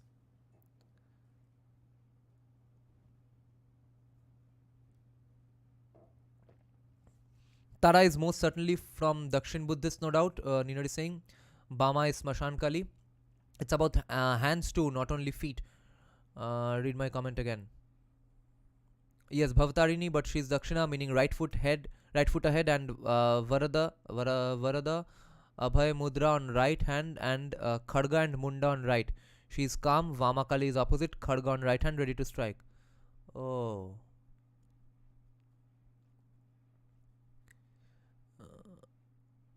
It's about hands too, not only feet. There is a famous Ramprasadi song for Bamakali, Bama Kere Elo Chikure. I see. But our Matara form is exclusively ours, like only we do puja of this form. Buddhists have all kind of Tibetan blue, green, etc. Yeah. We got it from them, but we have basically owned it now. Yes, it confuses me. Tara is second Mahavidya and Kali is first, but in Tarapit form of Vamakali is worshipped but called Tara, because Tara shouldn't have tongue out, only Kali has tongue out. But Tarapit image has her tongue out. I see. Yes, Brihat Nila Tantra says Tara was first worshipped in China. Not China, Mahachin, I guess. Rishi Vashishta went there to learn about her tantric rituals. Then Vashishta was able to get the darshan of Bhagavati Tara. I see. Oh, when you said Tara shouldn't have tongue out, this reminded me. There is also something called Krishno Kali, which I had never heard of. Then I googled it and found out. The person who played the flutes on my Mahalaya arrangement this time, he's 2-3 years younger than me. He's a very popular, one of the top 3 flute players in Kolkata, in Eastern India probably. Most sought after for session music, live, everything. He said that he has consecrated a Mahakali, Krishno Kali idol in his house, home temple. It had some other god or goddess, I guess. Now he has involved that as well, because they are not really Vaishnavas, but he likes Krishna in some way or the other because he's a Bansuri player himself.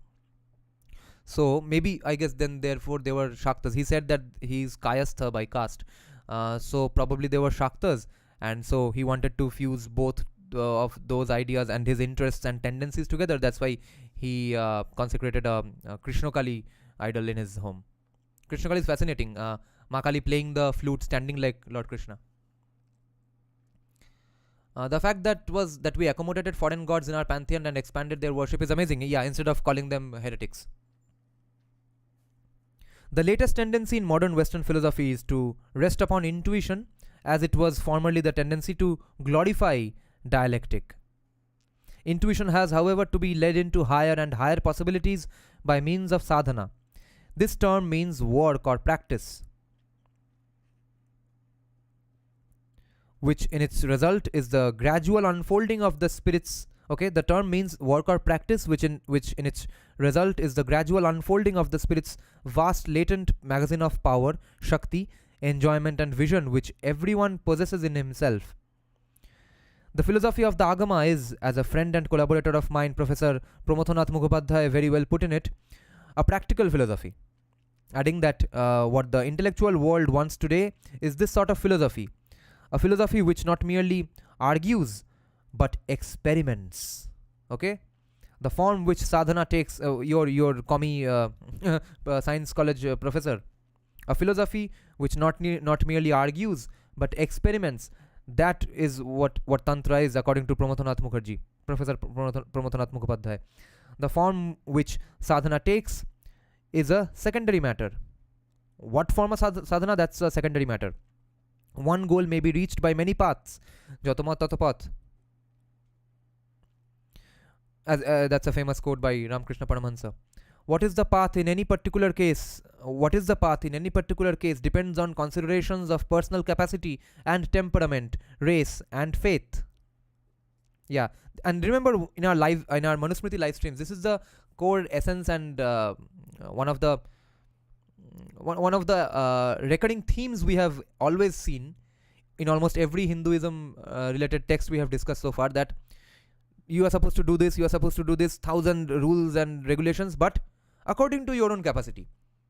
And who decides what is your capacity? First and foremost, and lastly as well, you yourself. You have to be honest as fuck with yourself to decide and conclude whether what I'm doing, is it really my capacity, or whether I'm being lazy and shying away from some of it, whether this is the best really I can do, because you are supposed to do this particular thing to be one with God, ask something from God, or talk to deities, etc. But that is supposed to be done according to your own capacity. But is it to the full of my capacity? So it is up to you. We have individuality here, but you have to be honest with yourself. No one's going to come and check, hey, what's your capacity really? That is very, very beautiful. Although Kierkegaard would argue that it does not have to be beautiful, you just have to do it according to your capacity, because the Shastra said it. I'm saying it as a semi-atheist or some sort of former atheist, one with scholarly approach. For the Hindu, there is the Agama, which contains forms of discipline which his race has evolved and are therefore prima facie suitable for him. This is not to say that these forms are unalterable or acceptable to all. Others will accept other forms of sadhana suitable to them. Thus, amongst Christians, the Catholic Church prescribes a full and powerful sadhana in its sacraments or samskara and worship or puja upasana, meditation, dhyana, rosary, japa and the like. And even their rosary has rosary beads only, like Rudrakshmala. Who knows where they got it from? See, I was saying it, who knows where they got it from, sarcastically, but actually Christian mysticism, etc., the occult in Christianity, all has come from Celts, okay, Celtic people, who, according to Abhijit Chavra, with whom I agree on this, is that they came from India only. They were kicked out from India. But any system to be fruitful must experiment to gain experience. The significance of the Tantra Shastra lies in this, that it claims to afford a means available to all, of whatever caste and of either sex, whereby the truths taught may be practical, whereby the truths taught may be quote unquote practically realized. The Tantras both in India and Tibet are the expression of principles which are of universal application. And ये universal application के चक्कर में USA में जाके सबको सिखा दिया, मगर बोलना भूल गया कि ये भोसरी के हिंदुइज्म से आया है.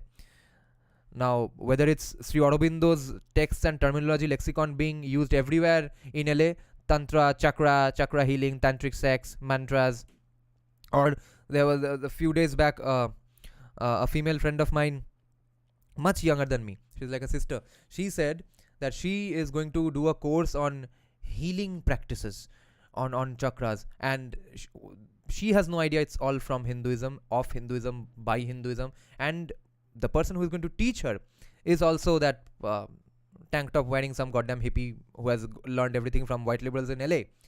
And this is so unfortunate that they are attempting to learn and do things of Hinduism, but without Hinduism getting the credit, Sanatan Dharma getting the credit for this. And this is of course the fault of the people who started these things, because of universal application मतलब है credit ही लेना बंद कर दो, सबको दान कर दो. The mere statement of religious truths avails not. Okay, the mere statement of religious truths avails not. I guess this is an opposition of Kierkegaard. What is necessary for all is a practical method of realization. This is a very significant opposition to the Kierkegaard opinion we were discussing. But then I would side with Kierkegaard here, because the very claim that it just because it's a religious truth it does not matter, it's supposed to be practically realized, but because we have not followed Kierkegaard's way of looking at it, therefore we are now complaining that everyone's doing chakra healings and tantra and mantra in LA, but no one knows it's from Hinduism. Everyone believes they are spiritual, not religious. Everyone believes in a superior, higher power, divine, but they are atheist and commies, and they have no idea all this comes from Hinduism. It's because we have not followed the Kierkegaard way of looking at these things. And what I was saying in last day's live stream, that we will need a little bit of Abrahamism now, because we live in an absolutely Abrahamic framework. We have nation states, Abrahamic way of doing politics, democracy, political campaigns, everything is Abrahamic. If you are playing a game, the rules are set, you have to follow those rules and play according to those rules, but you have to find ways of playing best to your individual characteristics as well. So we need a dash of Abrahamism, according to me, and that dash of Abrahamism is going to come from rejecting this particular statement made by Sir John Woodroffe here. The mere statement of religious truths avails not. What is necessary for all is a practical method of realization. No, just because it's religious truth, it will have to be accepted to a large extent as well. Okay, let me check some comments again. This is becoming fascinating as time passes.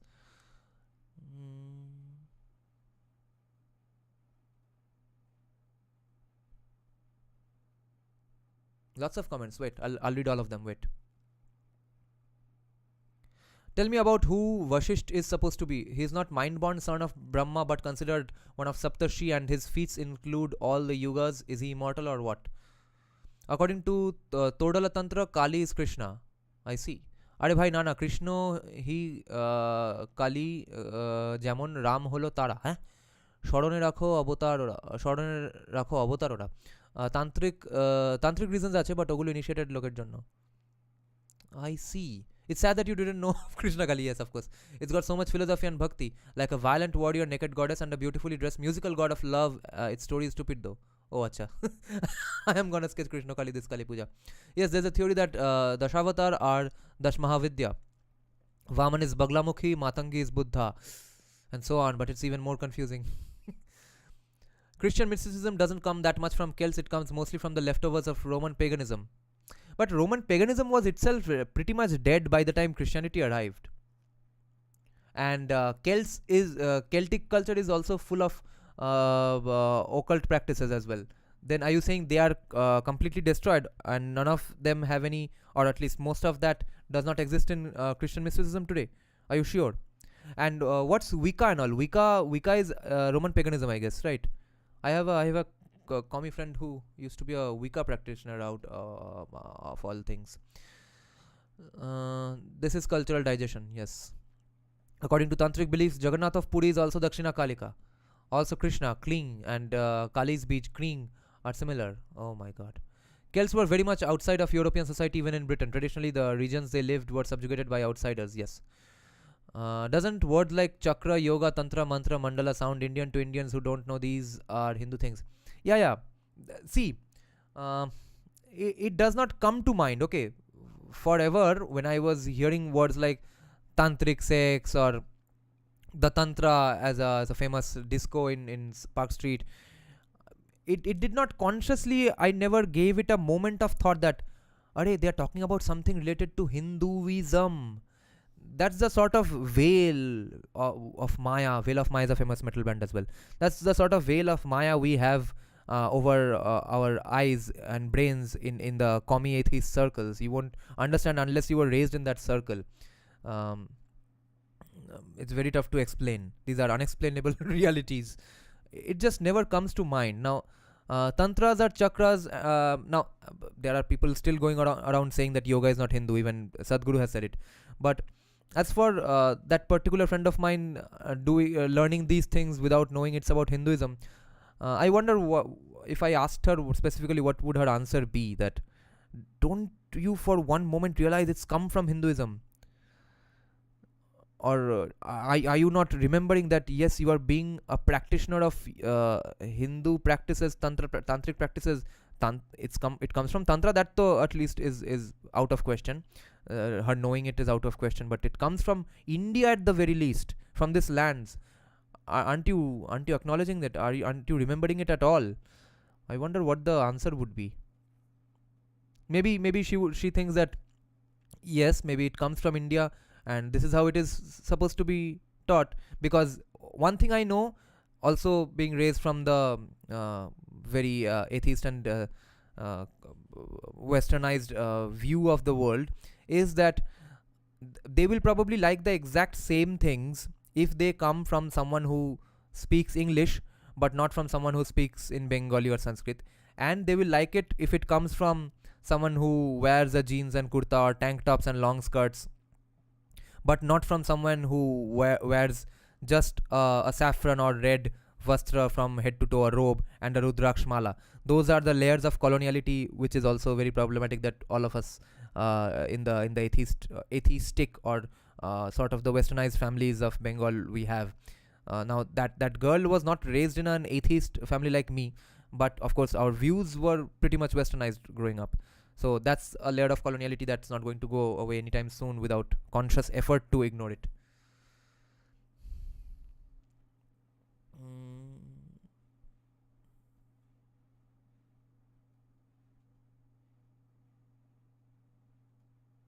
Bhai, is she Indian, Bengali? Yeah, she's Bengali.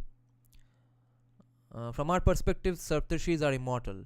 As for Romans, the European Christians literally, as for Romans, the European Christians literally used to read and memorize whose whole works of Aristotle and others. They got their philosophy mysticism from there.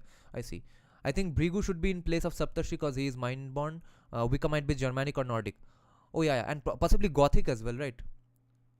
No, Wicca is modern Uga Buga, but a lot of stolen from yoga and tantra itself. No, there is a specific tradition called Wicca. It might be distorted by today's liberals, but there is specific things in Wicca.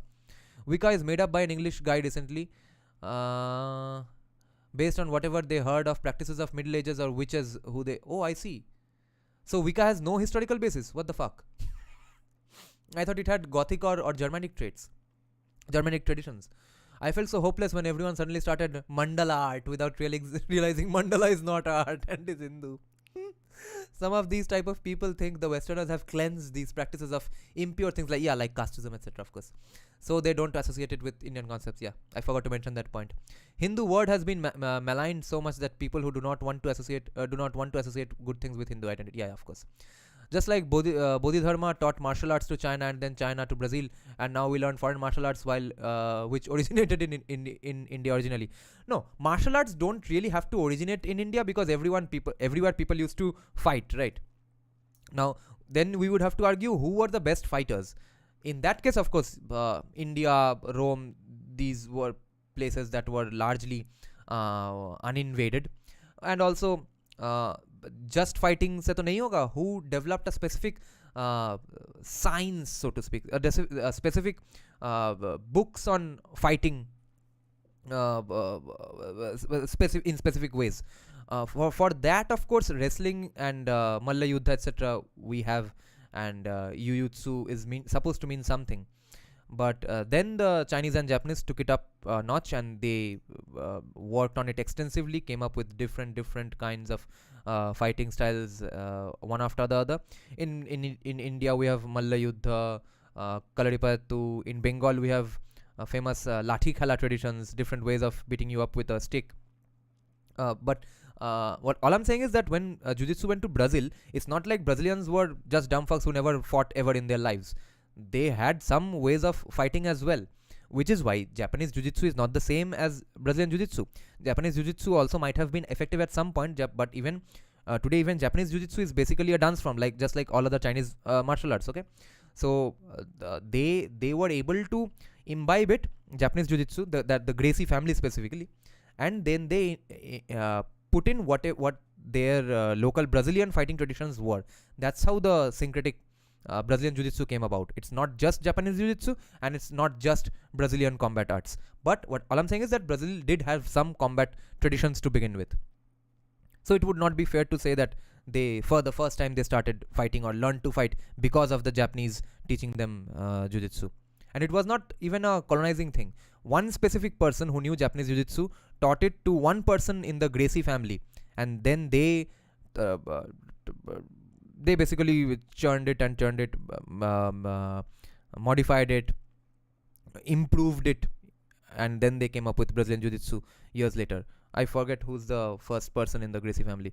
That's about 100, almost 80 years from today. What's his name? Carlos Gracie or Caesar Gracie? I forgot. But the Gracie family is the main harta karta of Brazilian Jiu-Jitsu. But they follow a lot of traditions that they got from Japan, which Japan probably, in all probability, got from India, which is that which I've mentioned multiple times in my live stream. In Brazilian Jiu-Jitsu, anyone and everyone cannot go around giving black belts to any random fucker. Only black belts can give black belts to other people. That sounds familiar, like our samskaras, right? And that's why in India there are no Brazilian Jiu-Jitsu black belts as of yet. Most Brazilian Jiu-Jitsu teachers in India are just blue belts themselves. Okay, blue belt is the second grade. First is white belt. Any beginner is a white belt. Second is blue belt. Third is purple belt. Then brown belt. Then black belt. And about 11 to 12 people in the entire world have something called a codal belt, who imbibes the philosophies of Brazilian Jiu-Jitsu in their personal lives. So in India there are no black belts. I think some like the person I learned from, I think he has even progressed to purple belt recently. But most in India are blue belts, because there's no black belt, so no one can give it to anyone. So people from whom they learned, those Brazilian people come, they see what their skills have improved, and based on that they give or don't give the promotion to those people.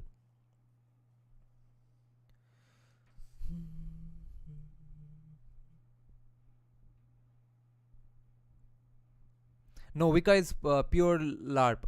Neo-paganism is, however, somewhat true. I see. Well, occult shamanic practices were and still is present in all early societies and even to this day. So don't think anything occult is tantra. Yeah, yeah. It may be similar in all things, but still it can be Indian or at least not traceable. It can be non-Indian. Yeah. Methodology of fighting, right? A comic girl said she wants to visit Varanasi. I was surprised and asked her why. She said, for not for religious reasons. Of course, thus the ghat is beautiful. I said, why not for religious reasons? Of course. No, this is wrong. Fighting is not systematic like martial arts. Like martial arts is. It went Shiva, Parshuram, Brahmis, Bodhidharma, Tam Brahm, Chinese Japan to the world, Jujitsu chhada aro ache bhai. Check out Rodnovery pagan religion. Rodnovery pagan religion in Russia. They are somehow connected to Zoroastrianism and Vedic traditions. She said Hindu Muslim kore ki hobe. So practicing your own religion is doing Hindu Muslim to people like her. Martial arts too have traditions, so of course Indian martial arts are traditionally Indian. Yeah. Yeah, fighting is now. How will you know Brazilians have their had any books or specific traditions or not? Because they got colonized. So whatever their texts, whatever their traditions are absolutely fucked out of the window anyway. But the fact that they could modify Brazilian Jiu-Jitsu from Japanese Jiu-Jitsu, and Brazilian Jiu-Jitsu is way better and more effective than Japanese Jiu-Jitsu, that tells me that there was something very significant in Brazil to begin with.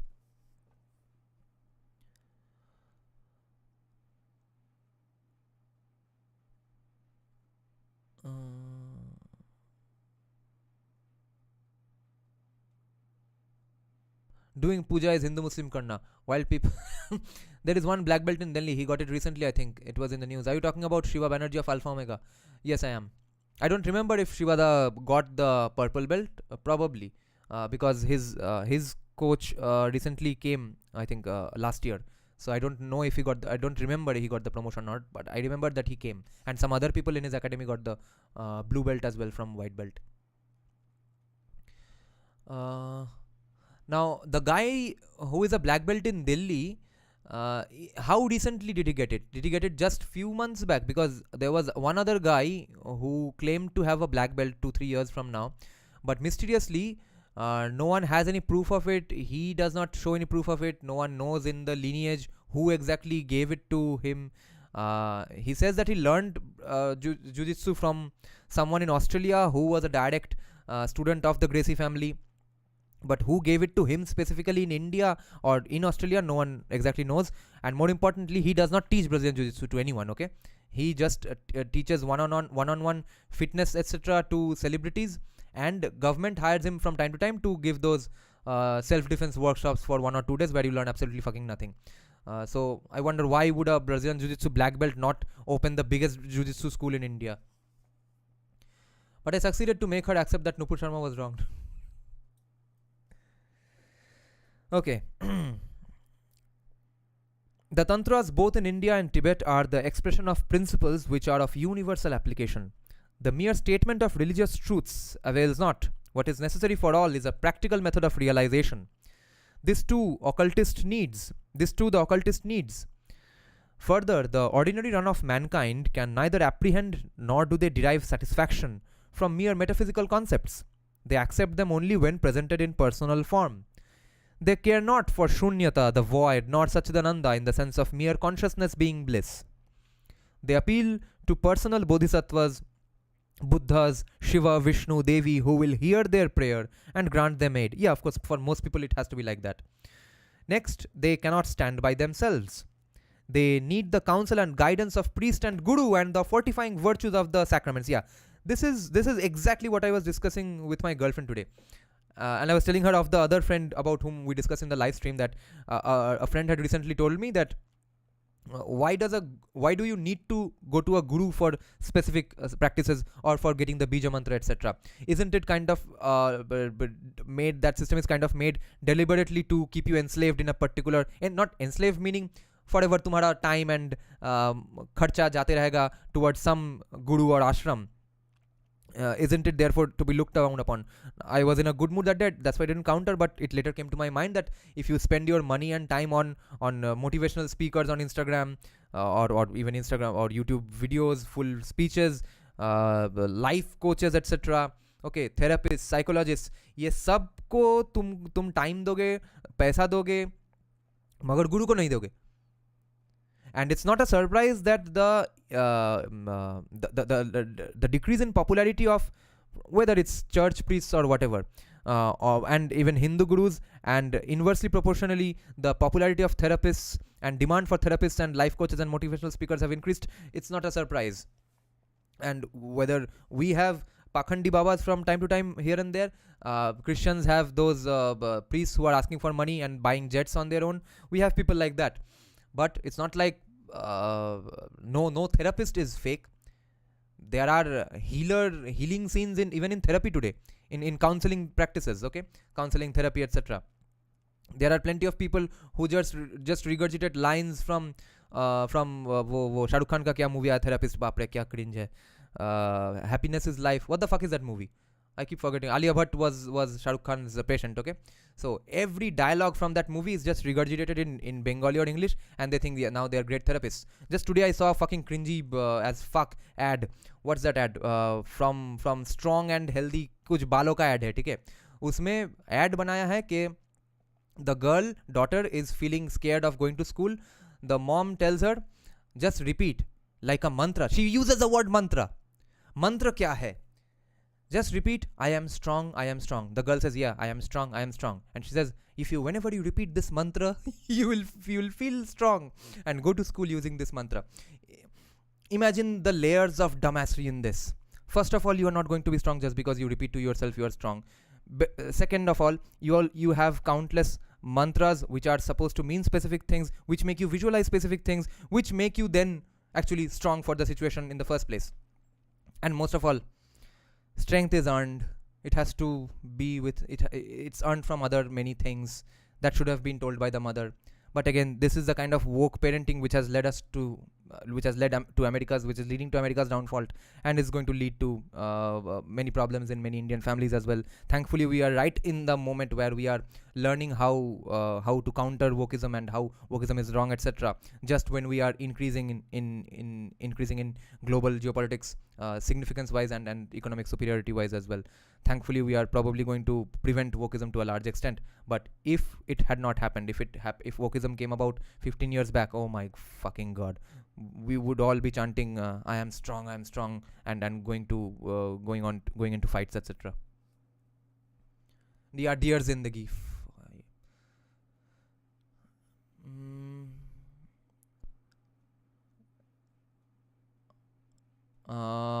মালগুলো গুরু শিষ্য পরম্পরা follow করে, but I am guessing they still don't give credit. Yes, guru shishya. So this is what's being said here as well. They need the counsel and guidance of priest and guru and the fortifying virtues of the sacraments. And yeah, so what I was telling my girlfriend today is that everything that you do today in life, every profession everyone's in, every hobby everyone's in, it was taught to you by someone, right?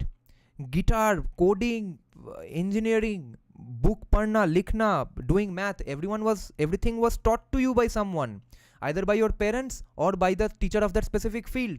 So how can you conclude that this thing called life, for that one fucking thing you don't need a teacher? That's just the one thing you can do without a teacher. Everything else, for everything else you need a teacher. For life you don't need a teacher.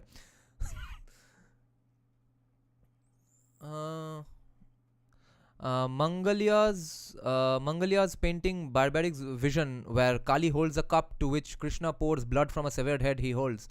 Below that, Kurukshetra war happens and Barbaric's head oversees all of it. Oh my god. If inner guru awakens, it will make sure that you will get a right physical guru. It all depends on your Shukriti. When Ishta Kripa happens, the Ishta will manifest a guru in your life. They create a society where everyone's mental health is fucked up. Yes, and every minor problem is mental health. And trauma. Everything is because of trauma. Then capitalize on mental health by selling bullshit courses and sessions, and all of these people are against capitalism. This is what I have said repeatedly, and we see repeatedly that people who hate capitalism the most have no fucking idea when capitalism fucks them the most. Bullshit courses and sessions. I saw some post on hookup culture in a pretty popular Insta page.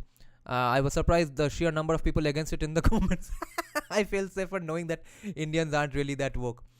Indians weren't really woke to begin with, but now people who were about to become woke are now also have learned that no, stop this fucking thing right here. No wokeism. Ho gaya, bahut ho gaya, thus far and no further. Like they show in ads, yes.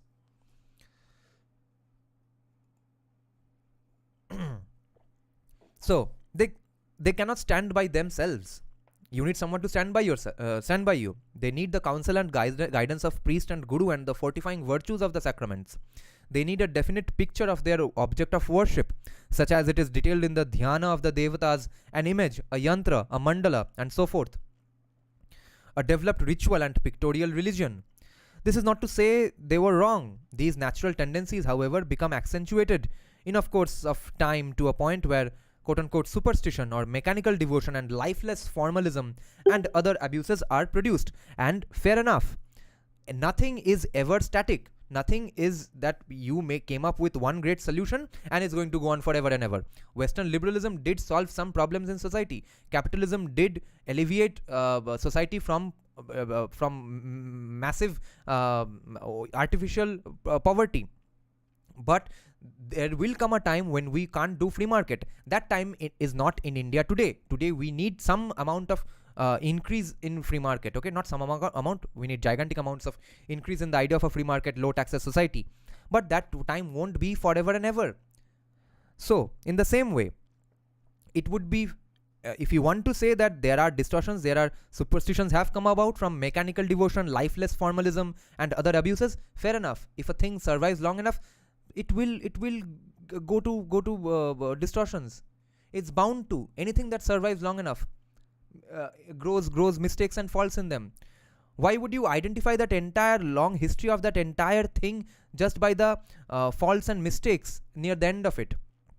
And even if like Ambedkar blames casteism on scriptural backing. Like he was asked by some people that why aren't you criticizing the casteism of Muslims? He said that yes, I fully acknowledge that there is severe casteism in Christians and Muslims as well, but Hinduism has scriptural backing for birth-based casteism, and that's why I criticize Hinduism more. But then that same scripture says many other things as well. The same varna-based, birth-based casteism wala scripture only, there is scriptural backing for a Brahmin living like a beggar. So why hate the religion or the scripture itself for it? No one's following that part of the scripture. Of course, some people are. Karpatri Maharaj, you can hate him for being a birth-based casteist, but he did follow the life of a true Brahmin. So, if you want to pick and choose, we have a problem. We can pick and choose any random thing from anywhere, any society, any race, any scripture. That's a very bad cliff to fall off on. It's a very slippery slope, picking and choosing. Then there takes place what is called a quote-unquote reform in the direction of a more spiritual religion. This too is accentuated to the point of barrenness. Wow, this is a pretty bold thing to say, guys, because this book is written in 1918, right? In 1918 he is saying reform होता है कभी कभी, reform होते होते ऐसे जगह भी चला जाता है कि वो रिलीजन को बैरन बना देता है. Holy shit, 1918, and he is getting his due 112 years later because of Rajarshi. It's called a reform in the direction of a more spiritual religion. This too is accentuated to the point of barrenness. Religion becomes sterile to produce practical result, and ritual and pictorial religion occurs. So Buddhism, which in its origin has been represented to be a reaction against excessive and barren ritualism, could not rest with a mere statement of the noble truths and the eightfold path. Something practical was needed. The Mahayana of Thegpa Chengpo was produced. Nagarjuna in the 2nd century AD is said to have promulgated ideas to be found in the Tantras. Oh my god.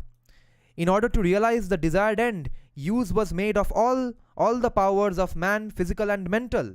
Okay? And he didn't even know that 40 years after writing this book, something called Navayana Buddhism was going to come about, which is about not even worshipping Buddha, it's about worshipping Ambedkar. So he's saying that reform करके भी कहा जाओगे, reform करके भी वो घपला होगा ही होगा, कभी ना कभी वो डिस्टॉर्ट होगा ही. बुद्धिज्म में भी हुआ. Theistic notions as also yoga came again to the forefront in the Yogacharya and other Buddhist systems. The worship of images, I'm shouting too much in the middle of the night. The worship of images and an elaborate ritual was introduced. The worship of the Shaktis spread. The Mantrayana and Vajrayana found acceptance with what an English writer in The Buddhism of Tibet by L. Waddell describes in the usual style as its quote-unquote silly summary of unmeaning jargon and gibberish. The latter being said to be the quote-unquote most depraved form of the Buddhist doctrine. Okay, Waddell is saying Vajrayana Buddhism is the most depraved form of Buddhist doctrine. Waddell ne to Navayana dekha hi nahi. So-called Tantric Buddhism became thus fully developed. A tantric reformer in the person of Tsongkhapa arose, who codified the tantras in his work Lamrim Chenmo. The great code Kahgyur contains in one of its sections the tantras Rigyud, containing ritual, worship of the divine mothers, theology, astrology and natural science, as do their Indian counterparts. These are of 4 classes: the Kriya, Charya, Yoga, Anuttara Tantras, the latter comprising, Anuttara Tantra comprising Maha, Anu and Ati Yoga Tantras. The Tanghur similarly contains many volumes of Tantras, or as they pronounce it, they call it Rigyud, R-G-Y-U-D. I wonder what's the actual pronunciation. Then at length Buddhism was driven from out of India. I wonder by whom? Who said, non-violence, peace bro homie, just have a joint and chill. Brahmanism and its rituals survived and increased. I wonder why. Brahmanism and its rituals survived and increased until both in our day and the nearer past we see in the so-called reformed sects. He's talking about Brahmo Samaj, Arya Samaj. In the so-called reformed sects, a movement towards what is claimed to be a more spiritual religion. More so Brahmo Samaj than Arya Samaj, I guess. Not sure. Throughout the ages, the same movements of action and reaction manifest. Yes. As long as you know that nothing is going to last forever. No, that last line, he didn't say it. I said it, okay? Nothing is going to last forever. What is right here lies in the middle course. Aha. Yes. What is right here lies in the middle course. अभी जो हो रहा है ये middle में है. Some practical method and ritual is necessary if religion is not to be barren of result. The nature of the method and ritual will vary according to the capacity and development of men. On the other hand, the quote-unquote crooked influence of time tends to overlay the essential spiritual truths with unintelligent and dead formalism. Wow, he's getting very direct here. This was a pretty fascinating section. All of a sudden he started trolling viciously. He's saying some practical method and ritual is necessary if religion is not to be barren of result. The nature of the method and ritual will vary according to the capacity and development of men. कि किसको क्या ritual करना है वो vary करेगा. On the other hand the crooked influence of time tends to overlay the essential spiritual truths. They overlay it with what? They overlay essential spiritual truths with unintelligent and dead formalism. This is what should not happen again anytime soon in Hinduism. So when you are chanting a mantra, don't just chant the mantra like the times table of mathematics. Chant it while visualizing that specific deity. The Tantra Shastra stands for a principle of high value though. Like other things admittedly good, it is capable of and has suffered abuse. An important point in this connection should be noted. In Europe, we see extreme Puritan reaction with the result that the religious movements which embody them become one-sided and without provision for ordinary human needs. Yeah, this is of course the side effect of following an idea like Kierkegaard's, okay? You understand? This is the dash of Abrahamism I'm talking about. Kierkegaard wrote that in 1946. He is writing this in 1918. That Europe has become too extreme Puritan with the result that the religious movements which embody them become one-sided and without provision for ordinary human needs. And in 1918 maybe, he thought that Europe should move away from this. But for now, I think, I'm not 100% sure, but I think we might need a little bit of Kierkegaardish Abrahamism. Brahmanism has ever been all-inclusive. अरे बाप रे, ये line तो किसी को अगर बोल दिया. Okay, they are going to be very triggered by this white man. Brahmanism has ever been all-inclusive. Where are the Brahmins? Have fun reading this.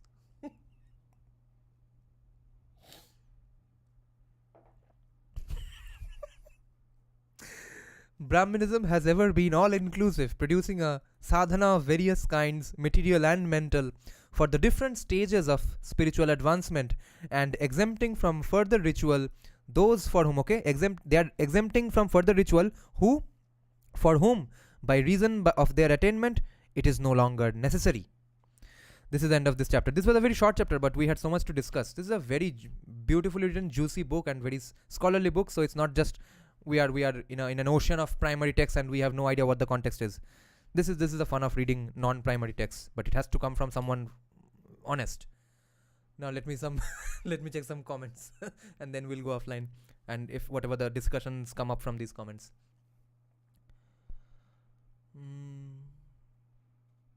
Personally, I think wait, let me just zoom in a bit.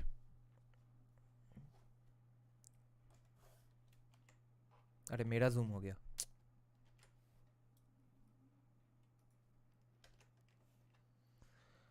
Personally, I think there's a karmic intermingling. And wait, the comments are disappearing for a while. When you do live streams, the other window becomes so slow. It's because of the OBS.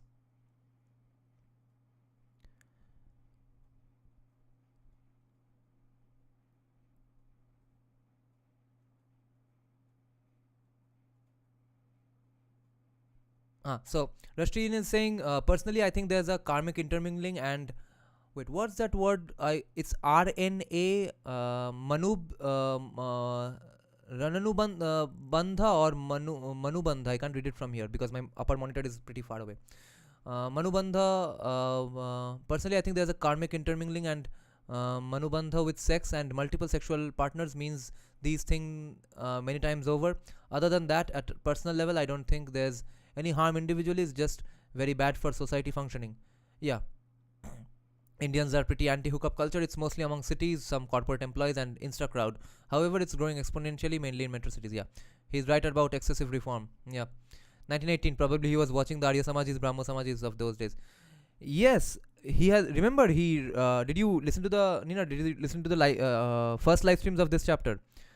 At least the very first chapter of this book. Okay, there was a Bengali tantric expert who was writing basically a testimonial of sort for him and this book, and that's when we learned that Raja Ram Mohan Roy was himself an ardent practitioner of Mahanirvana Tantra, but that person is saying that the later Brahmo Samajis distorted this entire thing and moved Brahmo Samaj away from what it was meant to be, and they were the ones who caused Brahmo Samaj to be just this spiritual, not religious hippie thing.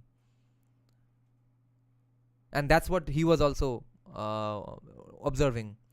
Anti police बुलाएगी पर stream party यूं ही चलेगी. Navayana Buddhism literally rejects 90% of Buddhism. Yes, it's just B.R. Ambedkar worshipping religion. Yes, we need to start learning Sanskrit for that. Yes. Reading this, I get it. No wonder Rajesh Nandi is so knowledgeable if he reads such deep books.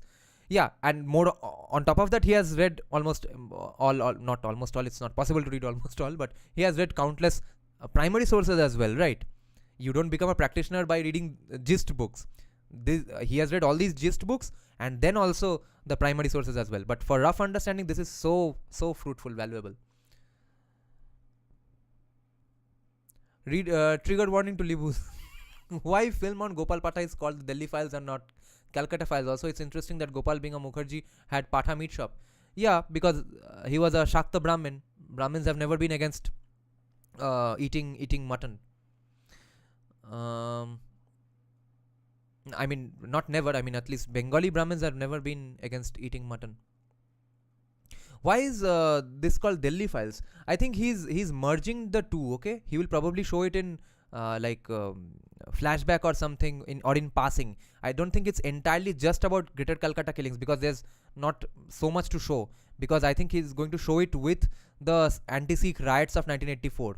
It's going to be probably in reference or flashback of a sort. Rather than Gopal Patha, some people are making movies on Bangabandhu, who literally worked against us. Bangabandhu, Deshbandhu is Chittaranjan. I forgot who is Bangabandhu. Mujibur Rahman. Oh yeah. Bangabandhu ka to movie already aa chuka hai. Sham Benegal has already made a Bangabandhu movie. Maybe he doesn't want his movie banned. Did you guys watch Bagha Jatin film? I'm amazed that Bengali film is exported to rest of India just like Telugu and Tamil films, that too on Bengali freedom fighter who is lesser known in India. Yeah, I have not watched it because I don't watch movies unless they're insanely one of a time sort of a thing, because I have so less time, etc. these days.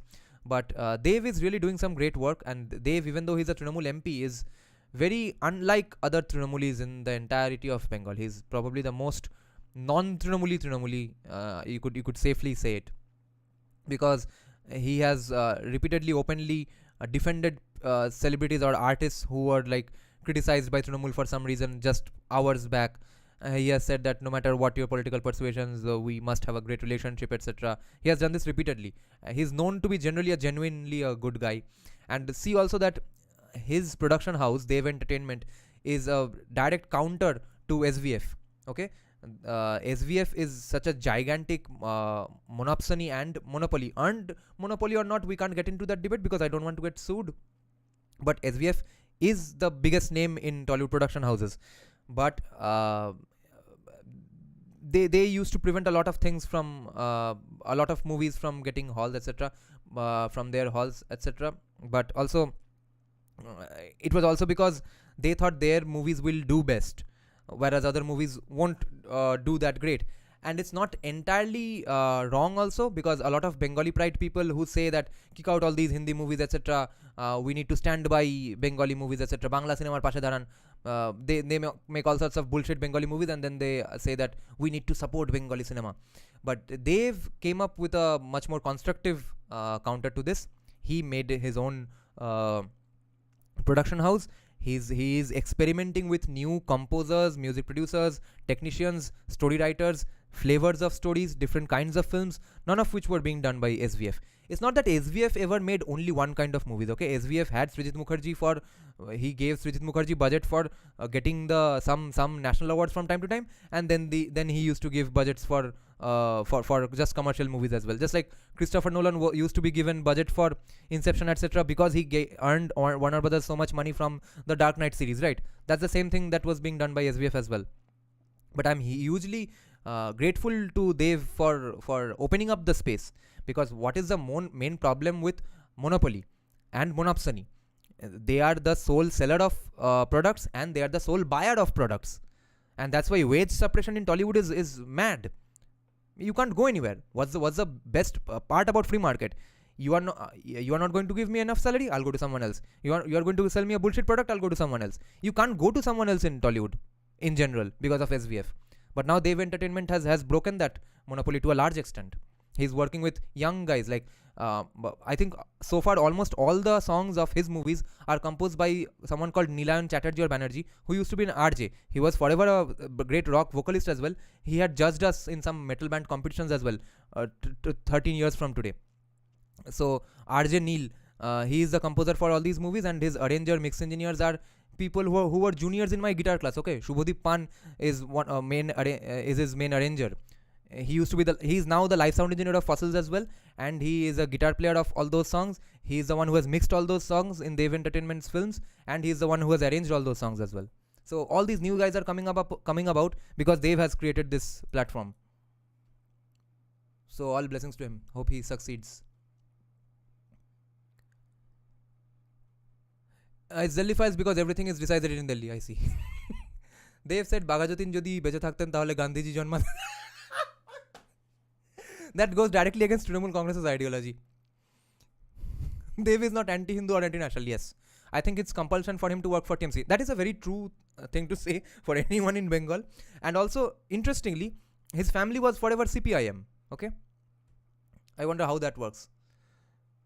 I want a film on Karpatri Maharaj and his protest against Hindu Code Bill, in which many Hindus were killed by government, among other things. That's going to be taken up as a direct defense of return of untouchability and rigid birth-based casteism to a large extent. So that's going to be sort of a problem. Did they fuck up Hindu avatar concept in Dashamavatar? I didn't watch it. I don't know. They will probably allude to it to some extent. This won't be as effective as the Kashmir Files because suddenly audience have become sympathetic on Khan ecosystem and has become anti-right movies. I don't think so. I think it will be hugely successful. I want Ayodhya Kand movie 2 on Ram Janmabhoomi struggle. That one is required. Aditi Munshi in TMC breaks my heart. She was my childhood crush. Who is Aditi Munshi? Is she related to a Priyaranjan or Dardash Munshi? I don't know. Okay then. Great live stream today, guys. Tomorrow we return with Brahma Puran unless some project comes up. People were boycotting the Khans and Librando movies in 2022, but in 2023 after Pathan the things have reversed. All right-wing actors and directors like Akshay, Vivek Agnihotri are boycotted.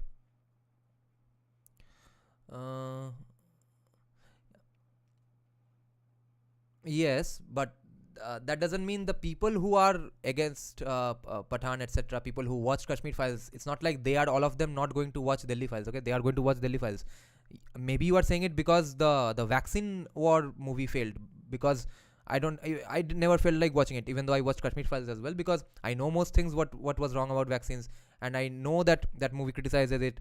So I don't think people had that much of a reason to watch vaccine wars, but I think there's enough reason to watch Delhi Files. I will watch Delhi Files when it releases. Are bhai ni no Taliganj and Tollywood ekhane TMC podna chatle.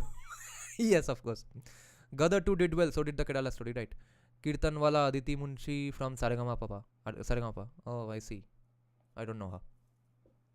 Kangana Ranaut is being badly badmouthed and her Tejas is being boycotted. I see. Okay, good night, guys. Where's the OBS? Thanks for joining the live stream. See you tomorrow, most probably.